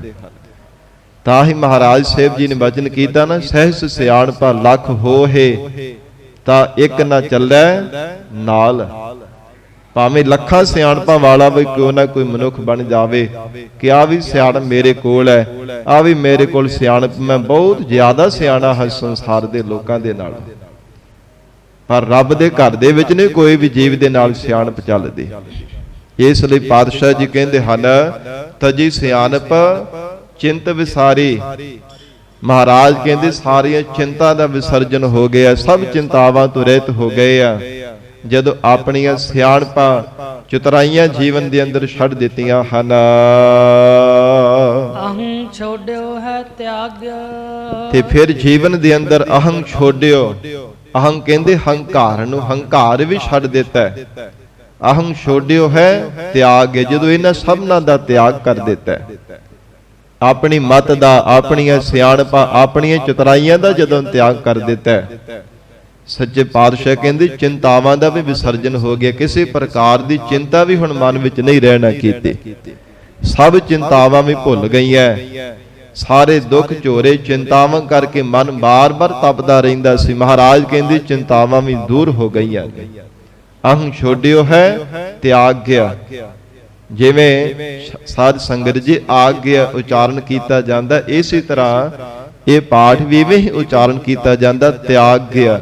ਅੱਧਾ ਯਈਆ, ਅਰਧ ਯਈਆ ਜਿਹਨੂੰ ਕਿਹਾ ਜਾਂਦਾ, ਉਹਦੀ ਜਗ੍ਹਾ ਤੇ ਐੜੇ ਦਾ ਉਚਾਰਨ ਕੀਤਾ ਜਾਂਦਾ, ਐੜਾ ਮੁਕਤਾ ਉਚਾਰਨ ਕਰੀਦਾ ਹੈ। ਧੰਨ ਗੁਰੂ ਅਰਜਨ ਦੇਵ ਸਾਹਿਬ ਮਹਾਰਾਜ ਹਜੂਰ ਆਖ ਰਹੇ ਨੇ, ਗੁਰਸਿੱਖੋ ਜੀਵਨ ਦੇ ਅੰਦਰ ਇਸ ਕਰਕੇ ਸਿਆਣਪਾਂ, ਚਤੁਰਾਈਆਂ ਤੇ ਹੰਕਾਰ ਛੱਡਣਾ ਬਹੁਤ ਜ਼ਰੂਰੀ ਹੈ। ਧੰਨ ਗੁਰੂ ਅਮਰਦਾਸ ਸਾਹਿਬ ਮਹਾਰਾਜ ਸਾਹਿਬ ਜੀ ਵੀ ਉਪਦੇਸ਼ ਦਿੰਦੇ ਆ ਨਾ, ਇਹ ਮਨ ਚੰਚਲਾ ਚਤੁਰਾਈ ਕਿਨੈ ਨਾ ਪਾਇਆ, ਚਤੁਰਾਈ ਨਾ ਪਾਇਆ ਕਿਨੈ ਤੂੰ ਸੁਣ ਮਨ ਮੇਰਿਆ। ਹੇ ਮੇਰੇ ਪਿਆਰੇ ਮਨਾ, ਚਤੁਰਾਈਆਂ ਤੇ ਸਿਆਣਪਾਂ ਦੇ ਨਾਲ ਨਹੀਂ ਕਦੇ ਵੀ ਕਿਸੇ ਨੇ ਰੱਬ ਨੂੰ ਪਾਇਆ। ਨਾ ਹੀ ਕੋਈ ਪਾ ਸਕੇਗਾ। ਉਹ ਤਾਂ ਇਆਣਾ ਬਣਨਾ ਪੈਂਦਾ, ਨਿਆਣੇ ਬਣਨਾ ਪੈਂਦਾ, ਬੱਚੇ ਬਣ ਕਰਕੇ ਨਿਮਰਤਾਵਾਨ ਹੋ ਕੇ ਰੱਬ ਨੂੰ ਪਾਇਆ ਜਾ ਸਕਦਾ ਹੈ। ਮਹਾਰਾਜ ਮੇਰੇ ਕੋਲ ਕੋਈ ਸਿਆਣਪ ਨਹੀਂ ਹੈ, ਮਹਾਰਾਜ ਮੇਰੇ ਕੋਲ ਕੋਈ ਚਤੁਰਾਈ ਨਹੀਂ ਹੈ, ਮੈਨੂੰ ਕੋਈ ਗਿਆਤ ਨਹੀਂ ਸੱਚੇ ਪਾਤਸ਼ਾਹ, ਮੈਂ ਅਗਿਆਤ ਹਾਂ। ਗਿਆਨਵਾਨ ਹੋਣ ਦੇ ਬਾਵਜੂਦ ਵੀ ਮਹਾਰਾਜ ਕਹਿੰਦੇ ਅਗਿਆਨੀ ਬਣ ਕਰਕੇ ਰਵੇ, ਇੰਨੀ ਨਿਮਰਤਾ ਆਪਣੇ ਹਿਰਦੇ ਅੰਦਰ ਧਾਰਨ ਕਰਕੇ ਰੱਖੇ। ਅਗਿਆਨੀ ਉਹ ਨਹੀਂ ਕਿ ਭੁੱਲਾਂ ਕਰੀ ਜਾਵੇ, ਝੂਠ ਬੋਲੀ ਜਾਵੇ, ਪਾਪ ਕਰੀ ਜਾਵੇ, ਉਹ ਅਗਿਆਨਤਾ ਨਹੀਂ, ਅਗਿਆਤ ਬਣ ਕਰਕੇ ਰਵੇ। ਮਹਾਰਾਜ ਕਿਰਪਾ ਕਰਕੇ ਮੈਨੂੰ ਸੋਝੀ ਬਖਸ਼ੋ ਤੇ ਸਿਆਣਪਾਂ ਦੀ ਥਾਂ ਤੇ ਇਆਣਾਪਨ ਧਾਰਨ ਕਰਕੇ ਰੱਖੇ। ਮਹਾਰਾਜ ਹੇ ਗਰੀਬ ਨਵਾਜ, ਅਸੀਂ ਬੱਚੇ ਹਾਂ, ਆਪ ਸਾਡੇ ਮਾਤਾ ਪਿਤਾ ਹੋ, ਆਪ ਕਿਰਪਾ ਕਰਕੇ ਮਹਾਰਾਜ ਸਾਨੂੰ ਸੋਝੀ ਬਖਸ਼ੋ, ਸਾਨੂੰ ਚੰਗੀ ਅਕਲ ਬਖਸ਼ੋ ਮਹਾਰਾਜ ਜੀਵਨ ਦੇ ਅੰਦਰ, ਜਿਸ ਕਰਕੇ ਅਸੀਂ ਸਹੀ ਰਸਤੇ ਤੇ ਚੱਲ ਕਰਕੇ ਮਹਾਰਾਜ ਮਿੱਥੇ ਹੋ ਨਿਸ਼ਾਨੇ ਤੇ ਪਹੁੰਚ ਸਕੀਏ। ਧੰਨ ਗੁਰੂ ਅਰਜਨ ਦੇਵ ਸਾਹਿਬ ਮਹਾਰਾਜ ਕਹਿੰਦੇ, ਤਜੀ ਸਿਆਣਪ ਚਿੰਤ ਵਿਸਾਰੀ, ਅਹੰ ਛੋੜਿਓ ਹੈ ਤਿਆਗ। ਅਥਵਾ ਜਿਨ੍ਹਾਂ ਨੇ ਸਤਿਗੁਰੂ ਜੀ ਦੀ ਆਗਿਆ ਨੂੰ ਸਤ ਕਰਕੇ ਮੰਨਿਆ, ਉਹਨਾਂ ਨੂੰ ਲੋਕ ਪਰਲੋਕ ਦਾ ਸੁੱਖ ਮਿਲਿਆ। ਕਿਵੇਂ ਮਿਲਿਆ? ਉਹਨਾਂ ਨੇ ਮਹਾਰਾਜ ਜੀ ਦੀ ਆਗਿਆ ਨੂੰ ਮੰਨਿਆ ਹੈ। ਹੇ ਗੁਰਸਿੱਖ, ਹੰਕਾਰ ਨੂੰ ਛੱਡ, ਆਪਣੀਆਂ ਸਿਆਣਪਾਂ ਤੇ ਚਤੁਰਾਈਆਂ ਨੂੰ ਛੱਡ। ਮਹਾਰਾਜ ਸੱਚੇ ਪਾਤਸ਼ਾਹ ਕਹਿੰਦੇ, ਇਹ ਬਚਨ ਮੰਨਣੇ ਕਰਕੇ ਲੋਕ ਪਰਲੋਕ ਦੇ ਸੁੱਖ ਪ੍ਰਾਪਤ ਹੋ ਗਏ ਹਨ। ਵਿਸਰਾਮ ਦੀ ਕਰਕੇ ਮਹਾਰਾਜ ਫਰਮਾਉਂਦੇ ਹਨ, ਜਾਓ ਦੇਖੋ ਤਉ ਸਗਲ ਮੋਹਿ ਮੋਹੀਆ। ਮਹਾਰਾਜ ਸੱਚੇ ਪਾਤਸ਼ਾਹ ਜੀ ਨੇ ਉਚਾਰਨ ਕੀਤਾ ਕਿ ਜਦੋਂ ਵੀ ਕਿਤੇ ਦੇਖਿਆ ਸੰਸਾਰ ਭਰ ਦੇ ਅੰਦਰ ਸਭ ਜੀਵ ਕੋ ਸਰੀਰਾਂ ਦੇ ਮੋਹ ਦੇ ਵਿੱਚ ਪਰਚਿਆ ਹੋਇਆ, ਮੋਹ ਰੂਪੀ ਜਾਲ ਦੇ ਵਿੱਚ ਫਸੇ, ਇਸ ਬੰਧਨ ਦੇ ਵਿੱਚ ਪਿਆ ਹੋਇਆ। ਕੋਈ ਪਦਾਰਥਾਂ ਦੀ ਮੇਰ ਮਮਤਾ ਦੇ ਬੰਧਨ ਦੇ ਵਿੱਚ ਬੱਝਾ ਪਿਆ, ਕੋਈ ਆਸਾ ਤ੍ਰਿਸ਼ਨਾ ਆਦਿਕ ਸੰਸਾਰ ਦੀ ਮੋਹ ਮਮਤਾ ਦੇ ਜਾਲ ਦੇ ਵਿੱਚ ਮਹਾਰਾਜ ਕਹਿੰਦੇ ਸਾਰਾ ਸੰਸਾਰ ਫਸਿਆ ਪਿਆ। ਜਦੋਂ ਮਨੁੱਖ ਦੇ ਕੋਲ ਵਿਚਾਰ ਦੀ ਨਿਗਾਹ ਆਉਂਦੀ ਹੈ ਨਾ, ਤਾਂ ਹੀ ਸਾਰਾ ਕੁਝ ਦਿਸਦਾ ਹੈ। ਜਦੋਂ ਮਨ ਬੁੱਧ ਰੂਪੀ ਨੇਤਰਾਂ ਵਿੱਚ ਵਿਚਾਰ ਦੀ ਨਿਗਾਹ ਨੂੰ ਧਾਰਨ ਕਰਦਾ ਹੈ, ਸੱਚੇ ਪਾਤਸ਼ਾਹ ਜੀ ਦਾ ਗਿਆਨ ਰੂਪੀ ਸੁਰਮਾ ਜਦੋਂ ਨੇਤਰਾਂ ਵਿੱਚ ਪਾਉਂਦਾ ਹੈ ਨਾ, ਤਾਂ ਇਹ ਸੰਸਾਰ ਦੇ ਮਾਇਆ ਦੇ ਮੋਹ ਮਮਤਾ ਦੇ ਬੰਧਨ ਨਜ਼ਰ ਆਉਂਦੇ ਆ। ਨਹੀਂ ਤੇ ਕਹਿੰਦਾ ਜੀ ਮੇਰਾ ਤਾਂ ਪਰਿਵਾਰ ਬਹੁਤ ਹੀ ਮੇਰੇ ਨਾਲ ਪਿਆਰ ਕਰਦਾ। ਮੋਹ ਨੂੰ ਪਿਆਰ ਪ੍ਰੇਮ ਆਖੀ ਜਾਂਦਾ। ਪ੍ਰੇਮ ਹੋਰ ਚੀਜ਼ ਹੁੰਦੀ ਹੈ ਤੇ ਮੋਹ ਹੋਰ ਹੁੰਦਾ।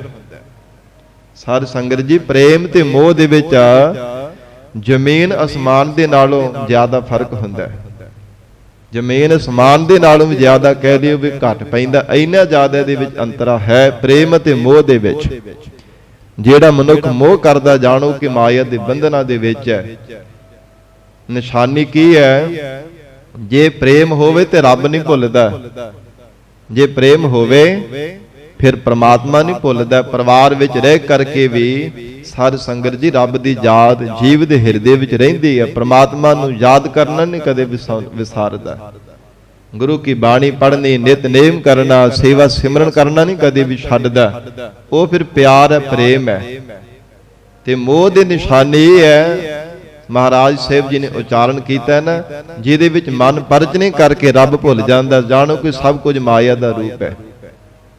ਜਿਸ ਵਿੱਚ ਮਨ ਪਰਚਨੇ ਕਰਕੇ, ਉਹ ਭਾਵੇਂ ਆਪਣਾ ਪਰਿਵਾਰ ਹੈ, ਧੀਆਂ ਪੁੱਤਰ ਹੈ, ਸਖੇ ਸੰਬੰਧੀ ਹੈ, ਜਿਹਦੇ ਵਿੱਚ ਮਨ ਪਰਚਨੇ ਕਰਕੇ ਰੱਬ ਭੁੱਲ ਗਏ, ਸਭ ਜਾਣੋ ਕਿ ਮਾਇਆ ਤੇ ਮੋਹ ਮਮਤਾ ਦਾ ਹੀ ਰੂਪ ਹੈ।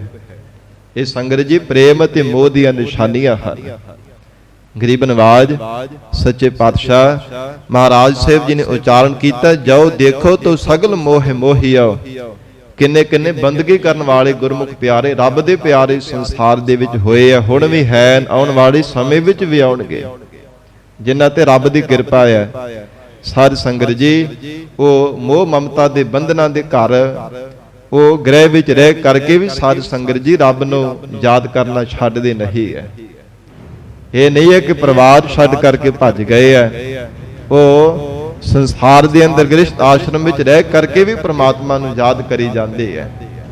ਜਿਨ੍ਹਾਂ ਤੇ ਪ੍ਰਮਾਤਮਾ ਦੀ ਕਿਰਪਾ ਹੈ, ਉਹ ਕਦੇ ਪਰਮੇਸ਼ਰ ਨੂੰ ਯਾਦ ਕਰਨਾ ਵਿਸਾਰਦੇ ਨਹੀਂ ਹੈ। ਪਰ ਹਜੂਰ ਕਹਿੰਦੇ ਹਨ, ਜੋ ਦੇਖੋ ਤਾਓ ਸਗਲ ਮੋਹ ਮੋਹੀਓ। ਹੇ ਮਹਾਰਾਜ, ਜਿੱਥੇ ਵੀ ਕਿਤੇ ਸੰਸਾਰ ਦੇ ਕੋਨੇ ਤੇ ਦੇਖਣਾ ਕੀਤਾ, ਸਾਰੇ ਮਹਾਰਾਜ ਕੋਈ ਪਦਾਰਥਾਂ ਦੀ ਮਮਤਾ ਦੇ ਵਿੱਚ ਫਸਿਆ ਹੋਇਆ ਹੈ। ਮਹਾਰਾਜ ਕਿਸੇ ਨੂੰ ਪਦਾਰਥਾਂ ਦੇ ਬੰਧਨ ਦੇ ਬੰਨ ਕਰਕੇ ਰੱਖਿਆ, ਕਿਸੇ ਨੂੰ ਮੋਹ ਰੂਪੀ ਜਾਲ ਦੀ ਜਕੜ ਕਰਕੇ ਰੱਖਣਾ ਕੀਤਾ ਹੈ। ਤਾਉ ਸਰਨ ਪਰਿਓ ਗੁਰ ਭਾਗ। ਇਸ ਕਰਕੇ ਸੰਸਾਰ ਦੀ ਮੋਹ ਮਮਤਾ ਦੇ ਬੰਧਨਾਂ ਤੇ ਜਾਲਾਂ ਨੂੰ ਦੇਖ ਕਰਕੇ ਅਸੀਂ ਭੱਜ ਕਰਕੇ ਸਤਿਗੁਰੂ ਜੀ ਦੀ ਸ਼ਰਨ ਵਿੱਚ ਆ ਕੇ ਪਏ ਹਾਂ। ਮਹਾਰਾਜ ਕਿਰਪਾ ਕਰਕੇ ਸਾਨੂੰ ਰੱਖ ਲਓ। ਜਿਵੇਂ ਹਜੂਰ ਦਾ ਇੱਕ ਬਚਨ ਆਉਂਦਾ ਗੁਰਬਾਣੀ ਅੰਦਰ, ਮਨੁੱਖ ਜਦੋਂ ਬਹੁਤ ਜ਼ਿਆਦਾ ਕਿਤੇ ਭੈ ਭੀਤ ਹੋਵੇ ਨਾ, ਵਿਸ਼ੇਸ਼ ਕਰਕੇ ਜਦੋਂ ਮੌਤ ਤੋਂ ਡਰਦਾ, ਮੌਤ ਅੱਗੇ ਦਿਸਦੀ ਹੈ ਨਾ, ਤੇ ਫਿਰ ਕਿਸੇ ਦੀ ਸ਼ਰਨ ਗ੍ਰਹਿਣ ਕਰਦਾ ਜਿੱਥੇ ਆਸ ਹੁੰਦੀ ਕਿ ਇੱਥੇ ਮੇਰਾ ਬਚਾਅ ਹੋ ਜਾਣਾ। ਜਦੋਂ ਮੌਤ ਦਿਸਦੀ ਹੈ, ਦੁਸ਼ਮਣ ਚੜ ਕਰਕੇ ਆਏ ਹੋਣ, ਤੇ ਫਿਰ ਜਿਹਦੇ ਤੇ ਆਸਾ ਹੁੰਦੀ ਹੈ ਨਾ, ਉਹਦੇ ਵੱਲ ਭੱਜ ਕਰਕੇ ਜਾਂਦਾ ਕਿ ਤੂੰ ਹੀ ਮੈਨੂੰ ਬਚਾ ਸਕਦਾ, ਹੋਰ ਨਹੀਂ ਮੇਰਾ ਕੋਈ ਬਚਾਅ ਕਰਨ ਵਾਲਾ। ਫਿਰ ਉੱਥੇ ਭੱਜ ਕਰਕੇ ਜਾਂਦਾ, ਤੇ ਭੱਜਦਾ ਕਿਵੇਂ ਹੈ? ਜਿਵੇਂ ਸਮੁੰਦਰ ਦਾ ਪਾਣੀ ਹੱਡ ਚੜ ਕਰਕੇ ਆ ਰਿਹਾ ਹੋਵੇ, ਉਦੋਂ ਬਚਦਾ ਹੋਇਆ ਮਨੁੱਖ ਜਿਵੇਂ ਭੱਜਦਾ। ਜਿਵੇਂ ਜੰਗਲ ਵਿੱਚ ਅੱਗ ਲੱਗੀ ਹੋਵੇ ਤੇ ਆਪਣਾ ਬਚਾਅ ਕਰਨ ਵਾਸਤੇ ਭੱਜਦਾ, ਜਾਂ ਸ਼ੇਰ ਮਗਰ ਚੜਿਆ ਹੋਵੇ ਤੇ ਆਪਣਾ ਬਚਾਅ ਕਰਨ ਵਾਸਤੇ ਭੱਜਦਾ। ਏਦਾਂ ਮਹਾਰਾਜ ਕਹਿੰਦੇ ਭੈ ਭੀਤ ਹੋ ਕਰਕੇ ਉਹ ਬੰਦਾ ਭੱਜਦਾ। ਤੇ ਜਿਹਨੂੰ ਦਿਖਦਾ ਪਿਆ ਕਿ ਜਿਤਨੇ ਵੀ ਸੰਸਾਰ ਦੇ ਜੀਵਾਂ ਨੇ ਪਦਾਰਥਾਂ ਦੀ ਚਾਹੇ ਸਰੀਰਾਂ ਦਾ ਮੋਹ ਕੀਤਾ, ਕਿਸੇ ਦਾ ਕਾਲ ਤੋਂ ਬਚਾ ਨਹੀਂ ਹੋਇਆ।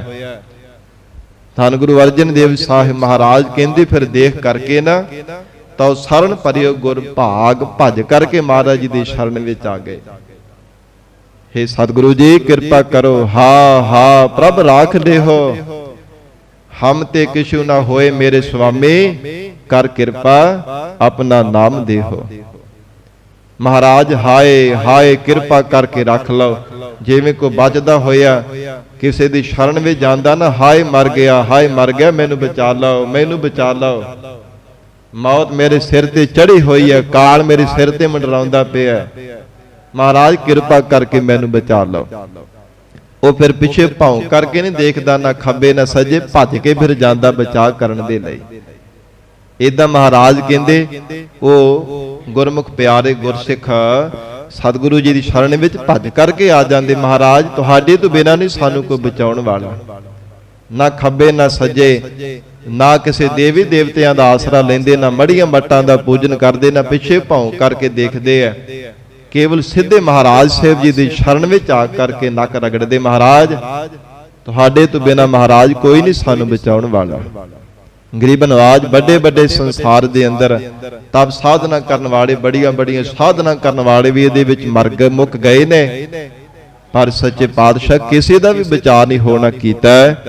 ਇਸ ਕਰਕੇ ਤਾਂ ਸ਼ਰਨ ਪਰਿਓ ਗੁਰ ਭਾਗ, ਸੰਸਾਰ ਦੀ ਮੋਹ ਮਮਤਾ ਦੇ ਪ੍ਰਬਲ ਜਾਲ ਬੰਧਨ ਦੇਖ ਕਰਕੇ ਸਤਿਗੁਰੂ ਜੀ ਆਪ ਜੀ ਦੀ ਸ਼ਰਨ ਵਿੱਚ ਆਏ ਭੱਜ ਕਰਕੇ। ਆਪ ਕਿਰਪਾ ਕਰਕੇ ਮਹਾਰਾਜ ਸਾਨੂੰ ਆਪਣੇ ਚਰਨਾਂ ਨਾਲ ਜੋੜਨਾ ਕਰੋ ਜੀ। ਕਰ ਕਿਰਪਾ ਟਹਿਲ ਹਰ ਲਾਇਓ। ਹਜੂਰ ਕਹਿੰਦੇ ਹਨ ਪੂਰੇ ਸਤਿਗੁਰਾਂ ਨੇ ਕਿਰਪਾ ਕੀਤੀ ਜੀਵ ਦੇ ਉੱਪਰ।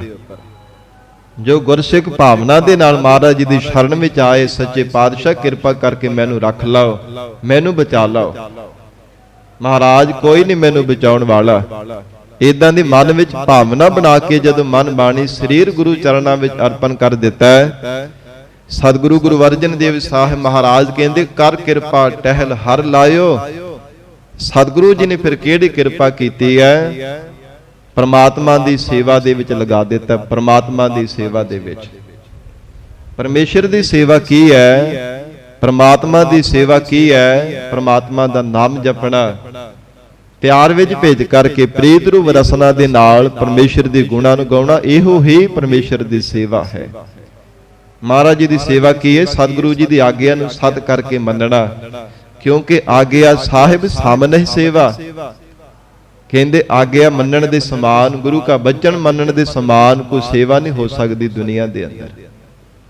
ਜਿਹੜਾ ਗੁਰੂ ਕਾ ਬਚਨ ਸਤ ਕਰਕੇ ਮੰਨ ਲੈਣਾ ਨਾ, ਸਭ ਤੋਂ ਉੱਤਮ ਤੇ ਪਰਮ ਸੇਵਾ ਹੈ। ਧੰਨ ਗੁਰੂ ਅਰਜਨ ਦੇਵ ਸਾਹਿਬ ਮਹਾਰਾਜ ਹਜੂਰ ਨੇ ਉਚਾਰਨ ਕੀਤਾ ਕਰ ਕਿਰਪਾ ਟਹਿਲ ਹਰ ਲਾਇਓ। ਸਤਿਗੁਰੂ ਜੀ ਨੇ ਕਿਰਪਾ ਕੀਤੀ ਹੈ, ਪ੍ਰਮਾਤਮਾ ਦੀ ਭਜਨ ਬੰਦਗੀ ਰੂਪ ਸੇਵਾ ਦੇ ਵਿੱਚ ਲਗਾ ਦਿੱਤਾ ਹੈ। ਵਾਹਿਗੁਰੂ ਵਾਹਿਗੁਰੂ ਸਤਨਾਮ ਵਾਹਿਗੁਰੂ ਦਾ ਸਿਮਰਨ ਦੇ ਵਿੱਚ ਲਗਾਇਆ ਹੈ। ਤਾਉ ਜਮ ਛੋਡੀ ਮੋਰੀ ਲਾਗ। ਤਾਂ ਫਿਰ ਗੁਰਸਿੱਖ ਬੇਨਤੀ ਕਰਦੇ ਮਹਾਰਾਜ, ਤਉ ਜਮ ਛੋਡੀ ਮੋਰੀ ਲਾਗ। ਲਾਗ ਕਹਿੰਦੇ ਨੇ ਪਿੱਛਾ ਪਛੈੜ ਨੂੰ। ਮਹਾਰਾਜ ਪਤਾ ਨਹੀਂ ਕਿੰਨੇ ਕੁ ਜਨਮਾਂ ਜਨਮਾਂਤਰਾਂ ਦਾ ਜਿਹੜਾ ਕਾਲ ਧਰਮਰਾਜੇ ਦੇ ਦੂਤ ਜਮ ਮੇਰਾ ਪਿੱਛਾ ਨਹੀਂ ਸੀ ਨਾ ਛੱਡਦੇ, ਮਹਾਰਾਜ ਸੱਚੇ ਪਾਤਸ਼ਾਹ ਬਾਰ-ਬਾਰ ਗਲ ਵਿੱਚ ਫਾਹਾ ਪਾ ਕੇ ਧੂ ਕਰਕੇ ਮੈਨੂੰ ਲੈ ਜਾਂਦੇ ਸਨ। ਉਹਨੇ ਮੇਰੀ ਹੁਣ ਪਛੈੜ ਛੱਡ ਦਿੱਤੀ, ਮੇਰਾ ਪਿੱਛਾ ਛੱਡ ਦਿੱਤਾ ਹੈ, ਕਿਉਂਕਿ ਮੇਰੇ ਸਤਿਗੁਰੂ ਨੇ ਪ੍ਰਮਾਤਮਾ ਅਕਾਲ ਪੁਰਖ ਵਾਹਿਗੁਰੂ ਦੀ ਸੇਵਾ ਦੇ ਵਿੱਚ ਮੈਨੂੰ ਲਗਾ ਦਿੱਤਾ ਹੈ। ਸਾਧ ਸੰਗਤ ਜੀ, ਜਿੱਥੇ ਪ੍ਰਮਾਤਮਾ ਦਾ ਭਜਨ ਹੁੰਦਾ ਹੈ, ਨਾਮ ਜਪਿਆ ਜਾਂਦਾ, ਗੁਰੂ ਕੀ ਬਾਣੀ ਦਾ ਜਾਪ ਹੁੰਦਾ ਹੈ, ਉਥੇ ਧਰਮਰਾਜੇ ਦੇ ਦੂਤ ਨਹੀਂ ਕਦੇ ਵੀ ਆ ਕੇ ਜੀਵ ਨੂੰ ਲੈ ਕੇ ਜਾ ਸਕਦੇ, ਕਦੇ ਨਹੀਂ ਉੱਥੇ ਉਹ ਆਪਣਾ ਨਿਵਾਸ ਕਰ ਸਕਦੇ।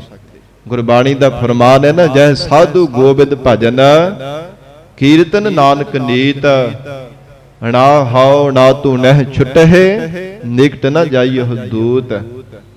ਧਰਮਰਾਜਾ ਆਪਣੇ ਦੂਤਾਂ ਨੂੰ ਮਨਾਈ ਕਰਦਾ ਹੈ, ਦੂਤੋ ਭੁੱਲ ਕੇ ਵੀ ਕਿਤੇ ਰੱਬ ਦੇ ਪਿਆਰੇ ਨਾਮ ਜਪਣ ਵਾਲਿਆਂ ਦੇ ਨੇੜੇ ਨਾ ਚਲੇ ਜਾਇਓ। ਨਾ ਤੁਸੀਂ ਬੱਧੇ ਛੁੱਟੋਗੇ ਤੇ ਨਾ ਮੇਰਾ ਖਹਿੜਾ ਛੁੱਟਣਾ, ਕਿਉਂਕਿ ਮੇਰੀ ਬਾਂਝੀ ਭਗਤ ਛਡਾਵੈ, ਬਾਂਧੈ ਭਗਤ ਨਾ ਛੂਟੈ ਮੋਹਿ। ਮੇਰੇ ਵਿੱਚ ਇੰਨਾ ਬਲ ਨਹੀਂ, ਇੰਨੀ ਤਾਕਤ ਨਹੀਂ ਹੈ ਰੱਬ ਦੇ ਪਿਆਰਿਆਂ ਦੇ ਬੱਧੇ ਹੋਏ ਤੇ ਮੈਂ ਛੁਡਾ ਸਕਾਂ। ਇਸ ਕਰਕੇ ਉਹਨਾਂ ਦੇ ਕੋਲ ਨਾ ਕਿਤੇ ਭੁੱਲ ਕਰਕੇ ਵੀ ਚਲੇ ਜਾਣਾ। ਤਉ ਜਮ ਛੋਡੀ ਮੋਰੀ ਲਾਗ। ਤਦੋਂ ਕਹਿੰਦੇ ਜਮਾਂ ਨੇ ਮੇਰਾ ਪਿੱਛਾ ਕਰਨਾ ਛੱਡ ਦਿੱਤਾ, ਜਿਹੜੇ ਬਾਰ-ਬਾਰ ਸਾਰੇ ਜਨਮਾਂ ਦੇ ਵਿੱਚ ਆ ਕੇ ਅੰਤ ਸਮੇਂ ਮੇਰੇ ਗਲ ਵਿੱਚ ਫਾਹੇ ਪਾ ਕੇ ਕੁੱਟਦੇ ਹੋ ਲੈ ਕੇ ਮੈਨੂੰ ਜਾਂਦੇ ਸਨ, ਉਹਨਾਂ ਤੋਂ ਖਹਿੜਾ ਛੁੱਟ ਗਿਆ ਹੈ। ਤੇ ਸਾਧ ਸੰਗਤ ਜੀ, ਜਿੱਥੇ ਗੁਰੂ ਕੀ ਬਾਣੀ ਦਾ ਜਾਪ ਨਹੀਂ, ਜਿੱਥੇ ਸੱਚੇ ਪਾਤਸ਼ਾਹ ਜੀ ਦਾ ਸਿਮਰਨ ਨਹੀਂ, ਗੁਰੂ ਕੀ ਆਗਿਆ ਨਹੀਂ, ਉੱਥੇ ਫਿਰ ਜਾਮਾ ਕਰਕੇ ਨਿਵਾਸ ਕਰਦੇ ਆ।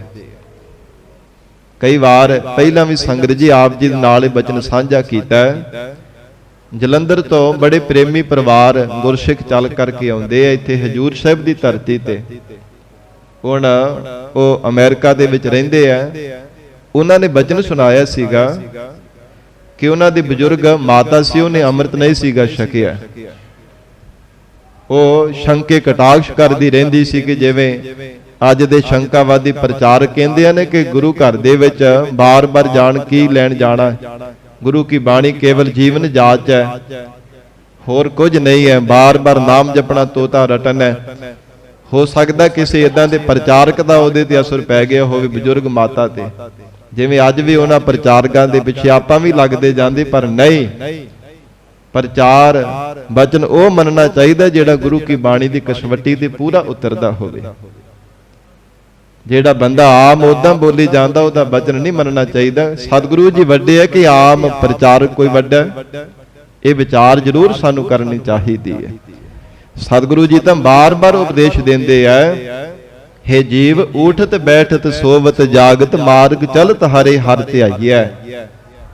ਉੱਠਦਿਆਂ ਵੀ, ਬਹਿੰਦਿਆਂ ਵੀ, ਸੌਂਦਿਆਂ ਜਾਗਦਿਆਂ ਹਰ ਸਮੇਂ ਰਸਤੇ ਤੇ ਚੱਲਦਿਆਂ ਵੀ ਰੱਬ ਨੂੰ ਚੇਤੇ ਕਰਿਆ ਕਰ। ਤੇ ਅੱਜ ਦਾ ਪ੍ਰਚਾਰਕ ਉੱਠ ਕਰਕੇ ਕਹੀ ਜਾਵੇ ਜੀ ਤੋਤਾ ਰਟਨ ਹੈ, ਤੇ ਫਿਰ ਤੁਸੀਂ ਦੱਸੋ ਪ੍ਰਚਾਰਕ ਦੀ ਮੰਨਣੀ ਚਾਹੀਦੀ ਕਿ ਗੁਰੂ ਦੀ ਮੰਨਣੀ ਚਾਹੀਦੀ ਹੈ? ਸਤਿਗੁਰੂ ਜੀ ਵੱਡੇ ਹੈ ਕਿ ਜਾਂ ਪ੍ਰਚਾਰਕ ਵੱਡਾ ਹੈ? ਮਹਾਰਾਜ ਜੀ ਦੀ ਮੱਤ ਵੱਡੀ ਹੈ ਕਿ ਆਮ ਬੰਦੇ ਦੀ ਮੱਤ ਵੱਡੀ ਹੈ? ਇਹ ਸਾਨੂੰ ਵਿਚਾਰ ਕਰਨੀ ਚਾਹੀਦੀ। ਹੋ ਸਕਦਾ ਹੈ ਇਦਾਂ ਦੇ ਕਿਸੇ ਪ੍ਰਚਾਰਕ ਦਾ ਉਸ ਬਜ਼ੁਰਗ ਮਾਤਾ ਤੇ ਅਸਰ ਹੋ ਗਿਆ ਹੋਵੇ ਤੇ ਸਾਧ ਸੰਗਤ ਜੀ ਉਹਨੇ ਅੰਮ੍ਰਿਤ ਨਹੀਂ ਪਾਨ ਕੀਤਾ। ਤੇ ਇੱਕ ਵਾਰ ਜ਼ਿਆਦਾ ਢਿੱਲੀ ਹੋ ਗਈ ਸੀ ਉਹ ਬਜ਼ੁਰਗ ਮਾਤਾ, ਤੇ ਸਾਧ ਸੰਗਤ ਜੀ ਉਹ ਲੰਮੇ ਪਿਆ ਹੀ ਮੰਜੇ ਦੇ ਉੱਪਰ ਨਾ ਉੱਚੀ ਉੱਚੀ ਭੁੱਬਾਂ ਮਾਰ ਮਾਰ ਕਰਕੇ ਰੋਣ ਲੱਗ ਪੈਂਦੀ। ਕਈ ਵਾਰ ਉੱਚੀ ਉੱਚੀ ਰੋਣਾ ਸ਼ੁਰੂ ਕਰ ਦੇਣਾ। ਤੇ ਜਿਹੜੇ ਉਹਦੇ ਪੁੱਤਰ ਸਨ, ਭੁਜੰਗੀ ਸਨ, ਉਹਨਾਂ ਨੇ ਦੱਸਿਆ ਬੜੇ ਪਿਆਰ ਵਾਲੇ ਗੁਰਸਿੱਖ ਨੇ, ਉਹ ਗੁਰਬਾਣੀ ਪੜ੍ਹਦੇ, ਅੰਮ੍ਰਿਤ ਵੀ ਉਹਨਾਂ ਨੇ ਛਕਿਆ। ਕਹਿੰਦੇ ਕਿ ਅਸੀਂ ਸੋਚਿਆ ਕਿ ਹੋ ਸਕਦਾ ਕੋਈ ਦੁੱਖ ਤਕਲੀਫ ਹੋਵੇ, ਇਹਦੇ ਕਰਕੇ ਭੁੱਬਾਂ ਮਾਰ ਮਾਰ ਕਰਕੇ ਰੋਂਦੀ, ਉਮਰ ਵੀ ਕਿੰਨੀ ਹੋ ਗਈ ਹੈ। ਪਰ ਕਹਿੰਦੇ ਕਿ ਇੱਕ ਵਾਰ ਬੈਠੀ ਚੰਗੇ ਭਲੇ ਤੇ ਇੱਕਦਮ ਨਾਲੇ ਤਾਂ ਹੱਥ ਦੇ ਇਸ਼ਾਰੇ ਕਰੇ ਜਾਵੇ, ਦੇਖੋ ਸਿੰਘਾਂ ਵਾਲੇ ਵੱਡੇ ਵੱਡੇ ਦੈਂਤ ਹੈ, ਉਹ ਮੈਨੂੰ ਜੰਮ ਫੜਨ ਦੇ ਵਾਸਤੇ ਲੈ ਕੇ ਆ ਰਹੇ, ਮੈਨੂੰ ਡਰਾਉਂਦੇ ਪਏ ਬਾਰ-ਬਾਰ, ਵੱਡੇ ਵੱਡੇ ਦੰਦ ਤੇ ਸਿੰਘ ਉਹਨਾਂ ਦੇ ਸਿਰਾਂ ਤੇ ਹੈ। ਉਹ ਬਜ਼ੁਰਗ ਮਾਤਾ ਨੂੰ ਪ੍ਰਤੱਖ ਦਿਸਦੇ ਨਜ਼ਰ ਆਏ ਤੇ ਉਹ ਕਹਿਣ ਲੱਗੇ ਮਾਤਾ ਸਾਨੂੰ ਤੇ ਕੋਈ ਦਿਸਦਾ ਨਹੀਂ। ਕਹਿੰਦੇ ਤੁਹਾਨੂੰ ਨਹੀਂ ਦਿਸਦਾ, ਮੇਰੇ ਸਾਹਮਣੇ ਖਲੋਤੇ ਐ, ਕਿੰਨੇ ਵੱਡੇ ਵੱਡੇ ਇਹਨਾਂ ਦੇ ਮੂੰਹ, ਕਿੱਡੇ ਵਿਕਰਾਲ ਐ, ਬੜੇ ਮੈਨੂੰ ਤਾਂ ਦਰਦਨਾਕ ਨਜ਼ਰ ਆਉਂਦੇ ਆ, ਬੜਾ ਡਰਾਉਣੇ ਜੀ ਉਹਨਾਂ ਦੀਆਂ ਸ਼ਕਲਾਂ ਨੇ, ਸਿਰ ਤੇ ਵੱਡੇ ਵੱਡੇ ਸਿੰਗ ਆ ਤੇ ਦੰਦ ਬੜੇ ਵੱਡੇ ਵੱਡੇ, ਇਹਨਾਂ ਦੇ ਮੂੰਹ ਬੜੇ ਵੱਡੇ ਆਕਾਰ ਦੇ ਆ।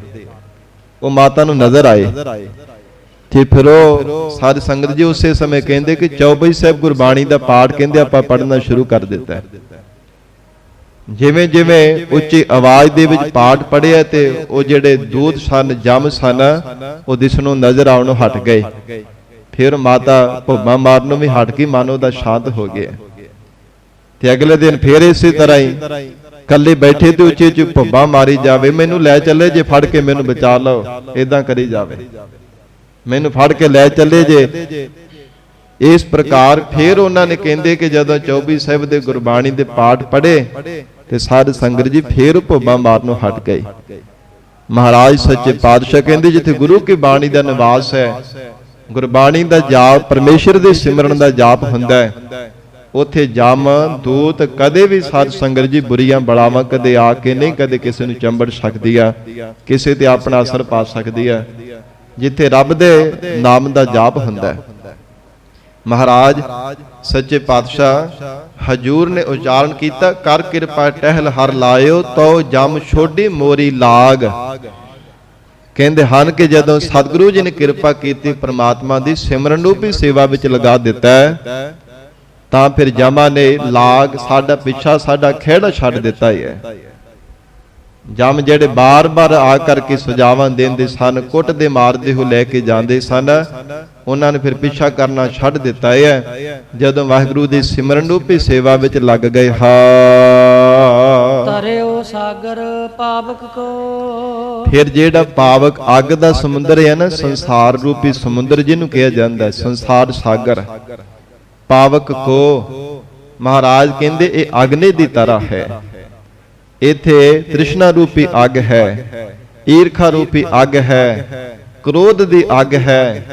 ਹਰ ਸਮੇਂ ਮਹਾਰਾਜ ਕਹਿੰਦੇ ਜੀਵ ਦੇ ਹਿਰਦੇ ਨੂੰ ਸਾੜਦੀ ਰਹਿੰਦੀ, ਤਪਾਉਂਦੀ ਰਹਿੰਦੀ ਹੈ। ਇਹ ਮਨੁੱਖ ਵਿਕਾਰਾਂ ਦੀ ਭੱਠੀ ਵਿੱਚ ਹਰ ਸਮੇਂ ਮਨ ਕਰਕੇ ਭੁੱਜਦਾ ਰਹਿੰਦਾ ਹੈ, ਈਰਖਾ ਤੇ ਤ੍ਰਿਸ਼ਨਾ ਦੀ ਅੱਗ ਦੇ ਵਿੱਚ ਹਰ ਸਮੇਂ ਸੜਦਾ ਰਹਿੰਦਾ ਹੈ। ਐਸਾ ਮਹਾਰਾਜ ਕਹਿੰਦੇ ਸੰਸਾਰ ਰੂਪੀ ਜਿਹੜਾ ਸਮੁੰਦਰ ਹੈ ਨਾ, ਅਗਨੀ ਦਾ ਸਮੁੰਦਰ ਹੈ, ਅਗਨੀ ਦਾ। ਮਹਾਰਾਜ ਸਤਿਗੁਰੂ ਗੁਰੂ ਅਰਜਨ ਦੇਵ ਸਾਹਿਬ ਪਾਤਸ਼ਾਹ ਕਹਿੰਦੇ ਤਰਿਓ ਸਾਗਰ ਪਾਵਕ ਕੋ, ਐਸੇ ਭੈਦਾਇਕ ਸੰਸਾਰ ਸਾਗਰ ਤੋਂ ਜਿਹਦੇ ਵਿੱਚ ਵਿਕਾਰਾਂ ਰੂਪੀ ਪ੍ਰਚੰਡ ਅਗਨੀ ਬਲ ਰਹੀ ਹੈ, ਜਿਹੜੀ ਪ੍ਰਤੱਖ ਪਾਣੀ ਦੇ ਨਾਲ ਬੁਝਾਈ ਨਹੀਂ ਜਾ ਸਕਦੀ। ਮਹਾਰਾਜ ਕਹਿੰਦੇ ਇਹਦੇ ਤੋਂ ਤਰ ਗਏ ਹਾਂ। ਜਾਓ ਸੰਤ ਭੇਟੇ ਵੱਡ ਭਾਗ, ਜਦੋਂ ਰੱਬ ਦੇ ਪਿਆਰੇ ਸੰਤ ਮਹਾਪੁਰਖ ਵੱਡਿਆਂ ਭਾਗਾਂ ਕਰਕੇ ਜੀਵਨ ਦੇ ਅੰਦਰ ਭੇਟੇ ਮਿਲੇ, ਉਹਨਾਂ ਦੇ ਨਾਲ ਮਿਲਣਾ ਕੀਤਾ ਹੈ। ਭਾਵ ਜੀਵਨ ਦੇ ਅੰਦਰ ਸਤਿਪੁਰਸ਼ਾਂ ਦੀ ਸੰਗਤ ਮਿਲੀ ਹੈ। ਮਹਾਰਾਜ ਕਹਿੰਦੇ ਭੈਦਾਇਕ ਪ੍ਰਤੱਖ ਅਗਨੀ ਸਾਗਰ ਤੋਂ ਵੀ, ਭਵ ਸਾਗਰ ਤੋਂ ਪਾਰ ਹੋ ਜਾਣਾ ਕੀਤਾ। ਕਿਉਂਕਿ ਸੰਗਤ ਜੀ ਜੀਵਨ ਦੇ ਅੰਦਰ ਜਿਹੜੀ ਚੰਗੀ ਸੰਗਤ ਹੈ ਨਾ, ਬੰਦੇ ਨੂੰ ਤਾਰ ਦਿੰਦੀ ਹੈ, ਮਾੜੀ ਸੰਗਤ ਡੋਬ ਦਿੰਦੀ ਹੈ। ਜੇ ਜੀਵਨ ਦੇ ਅੰਦਰ ਚੰਗੀ ਸੰਗਤ ਮਿਲ ਜਾਵੇ ਤੇ ਡੁੱਬਦਾ ਹੋਇਆ ਬੰਦਾ ਵੀ ਬਚ ਜਾਂਦਾ ਹੈ। ਜਿਵੇਂ ਕਿਸੇ ਨੂੰ ਸਹਾਰਾ ਮਿਲ ਜਾਵੇ ਨਾ, ਡੁੱਬਦੇ ਹੋਏ ਨੂੰ ਡੂੰਘੇ ਪਾਣੀ ਵਿੱਚ ਡੁੱਬਦਾ ਜਾ ਰਿਹਾ ਹੋਵੇ, ਉਹਨੂੰ ਸਹਾਰਾ ਮਿਲ ਜਾਵੇ ਤੇ ਵੱਧ ਜਾਂਦਾ ਹੈ, ਡੁੱਬਣ ਤੋਂ ਵੱਧ ਜਾਂਦਾ, ਮੌਰ ਦੇ ਮੂੰਹ ਵਿੱਚ ਪੈਣੇ ਤੋਂ ਬਚਾਅ ਹੋ ਜਾਂਦਾ ਹੈ। ਇਸੇ ਪ੍ਰਕਾਰ ਜਿਹੜਾ ਮਨੁੱਖ ਮਹਾਰਾਜ ਜੀ ਦੇ ਚਰਨਾਂ ਦਾ ਆਸਰਾ ਲੈ ਲੈਂਦਾ ਹੈ, ਸਾਧ ਸੰਗਤ ਜੀ, ਉਹ ਭੈਦਾਇਕ ਸੰਸਾਰ ਸਾਗਰ ਵਿੱਚ ਡੁੱਬਣ ਤੋਂ ਬਚ ਜਾਂਦਾ ਹੈ। ਫਿਰ ਵਿਕਾਰਾਂ ਰੂਪੀ ਅਗਨੀ ਵੀ ਸੜਨੇ ਤੋਂ ਉਹਦਾ ਬਚਾਅ ਹੋ ਜਾਂਦਾ ਹੈ। ਜਿਹੜਾ ਗੁਰਸਿੱਖ ਮਹਾਰਾਜ ਸਾਹਿਬ ਜੀ ਦੀ ਸ਼ਰਨ ਧਾਰਨ ਕਰ ਲੈਂਦਾ ਹੈ। ਸਤਿਗੁਰੂ ਅਰਜਨ ਦੇਵ ਸਾਹਿਬ ਮਹਾਰਾਜ ਹਜੂਰ ਕਹਿੰਦੇ ਤਰਿਓ ਸਾਗਰ ਪਾਵਕ ਕੋ, ਜਾਓ ਸੰਤ ਭੇਟੇ ਵੱਡ ਭਾਗ। ਵੱਡਿਆਂ ਭਾਗਾਂ ਵਾਲਿਆਂ ਨੇ ਮਹਾਰਾਜ ਕਹਿੰਦੇ ਜਿਨ੍ਹਾਂ ਨੂੰ ਚੰਗੀ ਸਤਿਪੁਰਸ਼ਾਂ ਦੀ ਸੰਗਤ ਮਿਲੀ ਹੈ, ਉਹਨਾਂ ਨੇ ਪਾਵਕ ਅੱਗ ਦੇ ਸੰਸਾਰ ਸਮੁੰਦਰ ਤੋਂ ਪਾਰ ਹੋ ਜਾਣਾ ਕੀਤਾ ਹੈ। ਜਨ ਨਾਨਕ ਸਰਬ ਸੁਖ ਪਾਏ। ਸਤਿਗੁਰੂ ਜੀ ਸਮਾਪਤੀ ਦੀਆਂ ਪੰਕਤੀਆਂ ਵਿੱਚ ਉਚਾਰਨ ਕਰ ਰਹੇ ਹੈ, ਗੁਰਸਿੱਖੋ ਤਿਨਾਂ ਨੇ ਸਦੀਵੀ ਕਾਲ ਰਹਿਣ ਵਾਲੇ ਸਾਰੇ ਸੁਖ ਹੀ ਪਾ ਲਏ ਹਨ। ਐਸ ਲੋਕ ਦੇ ਵਿੱਚ ਵੀ ਜੀਵਤ ਮੁਕਤੀ ਦਾ ਆਨੰਦ ਅਤੇ ਪਰਲੋਕ ਵਿੱਚ ਵਾਹਿਗੁਰੂ ਜੀ ਦੇ ਸਰੂਪ ਦਾ ਆਨੰਦ, ਦੋਹਾਂ ਲੋਕਾਂ ਦੇ ਭਾਵ ਸਾਰੇ ਸੁਖ ਤਿਨਾਂ ਨੇ ਪਾ ਲਏ ਹਨ। ਮੋਰੋ ਹਰ ਚਰਨੀ ਚਿਤ ਲਾਗ। ਜਦੋਂ ਸਾਡਾ ਮਨ ਪਰਮੇਸ਼ਰ ਦੇ ਚਰਨਾਂ ਵਿੱਚ ਜੁੜਨਾ ਕੀਤਾ, ਮੋਰੋ ਹਰ ਚਰਨੀ ਚਿਤ ਲਾਗ, ਸਾਡਾ ਚਿੱਤ ਪਰਮੇਸ਼ਰ ਦੇ ਚਰਨਾਂ ਦੇ ਨਾਲ ਜੁੜ ਗਿਆ, ਫਿਰ ਲੋਕ ਪਰਲੋਕ ਦੇ ਸੁੱਖਾਂ ਨੂੰ ਪਾਵਨਾ ਕੀਤਾ। ਕੋਈ ਸੁੱਖ ਪਿੱਛੇ ਨਹੀਂ ਰਹਿਣਾ ਕੀਤਾ, ਸਾਰੇ ਸੁੱਖ ਪ੍ਰਮਾਤਮਾ ਨੇ ਉਹਨਾਂ ਦੀ ਝੋਲੀ ਵਿੱਚ ਪਾ ਦਿੱਤੇ ਹੈ। ਜਿਸ ਜੀਵ ਨੇ ਆਪਣੇ ਚਿੱਤ ਨੂੰ ਪ੍ਰਮਾਤਮਾ ਦੇ ਚਰਨਾਂ ਵਿੱਚ ਜੋੜਿਆ, ਇਹ ਚਿੱਤ ਮਹਾਰਾਜ ਸਾਹਿਬ ਜੀ ਦੇ ਚਰਨਾਂ ਵਿੱਚ ਜੋੜਨੇ ਕਰਕੇ ਹਜੂਰ ਕਹਿੰਦੇ ਸਾਰੇ ਸੁੱਖਾਂ ਦੀ ਪ੍ਰਾਪਤੀ ਹੋ ਜਾਂਦੀ ਹੈ। ਇਸ ਕਰਕੇ ਤਾਂ ਹੀ ਗੁਰਬਾਣੀ ਵਿੱਚ ਮਹਾਰਾਜ ਸੱਚੇ ਪਾਤਸ਼ਾਹ ਜੀ ਨੇ ਉਪਦੇਸ਼ ਦਿੱਤਾ ਹੈ, ਹੇ ਜੀਵ ਆਪਣੇ ਚਿੱਤ ਨੂੰ ਗੁਰੂ ਸ਼ਬਦ ਦੇ ਨਾਲ ਜੋੜ ਕਰਕੇ ਰੱਖਿਆ ਕਰ। ਆਪਣੇ ਚਿੱਤ ਬਿਰਤੀ ਨੂੰ ਮਹਾਰਾਜ ਜੀ ਦੇ ਚਰਨਾਂ ਦੇ ਨਾਲ ਜੋੜ ਕਰਕੇ ਰੱਖਿਆ ਕਰ, ਫਿਰ ਸਦੀਵੀ ਕਾਲ ਦੀ ਪਰਮ ਸੁਖ ਦੀ ਪ੍ਰਾਪਤੀ ਹੋਵੇਗੀ। ਜੇ ਚਿੱਤ ਹੀ ਭਟਕਦਾ ਰਹੇਗਾ, ਫਿਰ ਸੰਸਾਰ ਦੀ ਭਟਕਣਾ ਦੇ ਵਿੱਚ ਜੀਵ ਤੂੰ ਪਿਆ ਰਹੇਗਾ। ਇਸ ਕਰਕੇ ਚਿੱਤ ਬਿਰਤੀ ਨੂੰ ਮਹਾਰਾਜ ਜੀ ਦੇ ਚਰਨਾਂ ਦੇ ਨਾਲ ਜੋੜਿਆ ਕਰ। ਸੰਸਾਰ ਆਕਾਰ ਤੋਂ ਹਟਾ ਕਰਕੇ ਬ੍ਰਹਮਾਕਾਰ ਬਣਾ ਕੇ ਗੁਰੂ ਚਰਨਾਂ ਦੇ ਨਾਲ ਜੋੜਨਾ ਕਰ, ਲੋਕ ਪਰਲੋਕ ਦੇ ਸੁਖ ਪ੍ਰਾਪਤ ਹੋ ਜਾਣਗੇ। ਸੱਚੇ ਪਾਤਸ਼ਾਹ ਜੀ ਮਹਾਰਾਜ ਕਿਰਪਾ ਕਰਨ, ਪਾਵਨ ਉਪਦੇਸ਼ ਸਾਡੇ ਹਿਰਦਿਆਂ ਵਿੱਚ ਵਸ ਜਾਵੇ। ਗੁਰੂ ਬਚਨਾਂ ਦੀ ਕਮਾਈ ਕਰਕੇ ਜੀਵਨ ਸਫਲਾ ਬਣਾ ਸਕੀਏ। ਪਾਵਨ ਸ਼ਬਦ ਦੀ ਵਿਚਾਰ ਕਰਦਿਆਂ ਤੋਂ ਹੋਈਆਂ ਬੇਅੰਤ ਭੁੱਲਾਂ ਦੀ ਖਿਮਾ ਧੰਨ ਸ੍ਰੀ ਗੁਰੂ ਗ੍ਰੰਥ ਸਾਹਿਬ ਜੀ ਮਹਾਰਾਜ ਆਪ ਸੰਗਤ ਬਖਸ਼ਣਹਾਰ ਹੋ। ਅਗਾਹ ਵਾਸਤੇ ਅਸੀਸ ਪਿਆਰ ਬਖਸ਼ਿਸ਼ ਕਰਨਾ ਜੀ। ਦੇਹੋ ਸੱਜਣ ਅਸੀਸੜੀਆ, ਜਿਉ ਹੋਵੈ ਸਾਹਿਬ ਸਿਓ ਮੇਲ।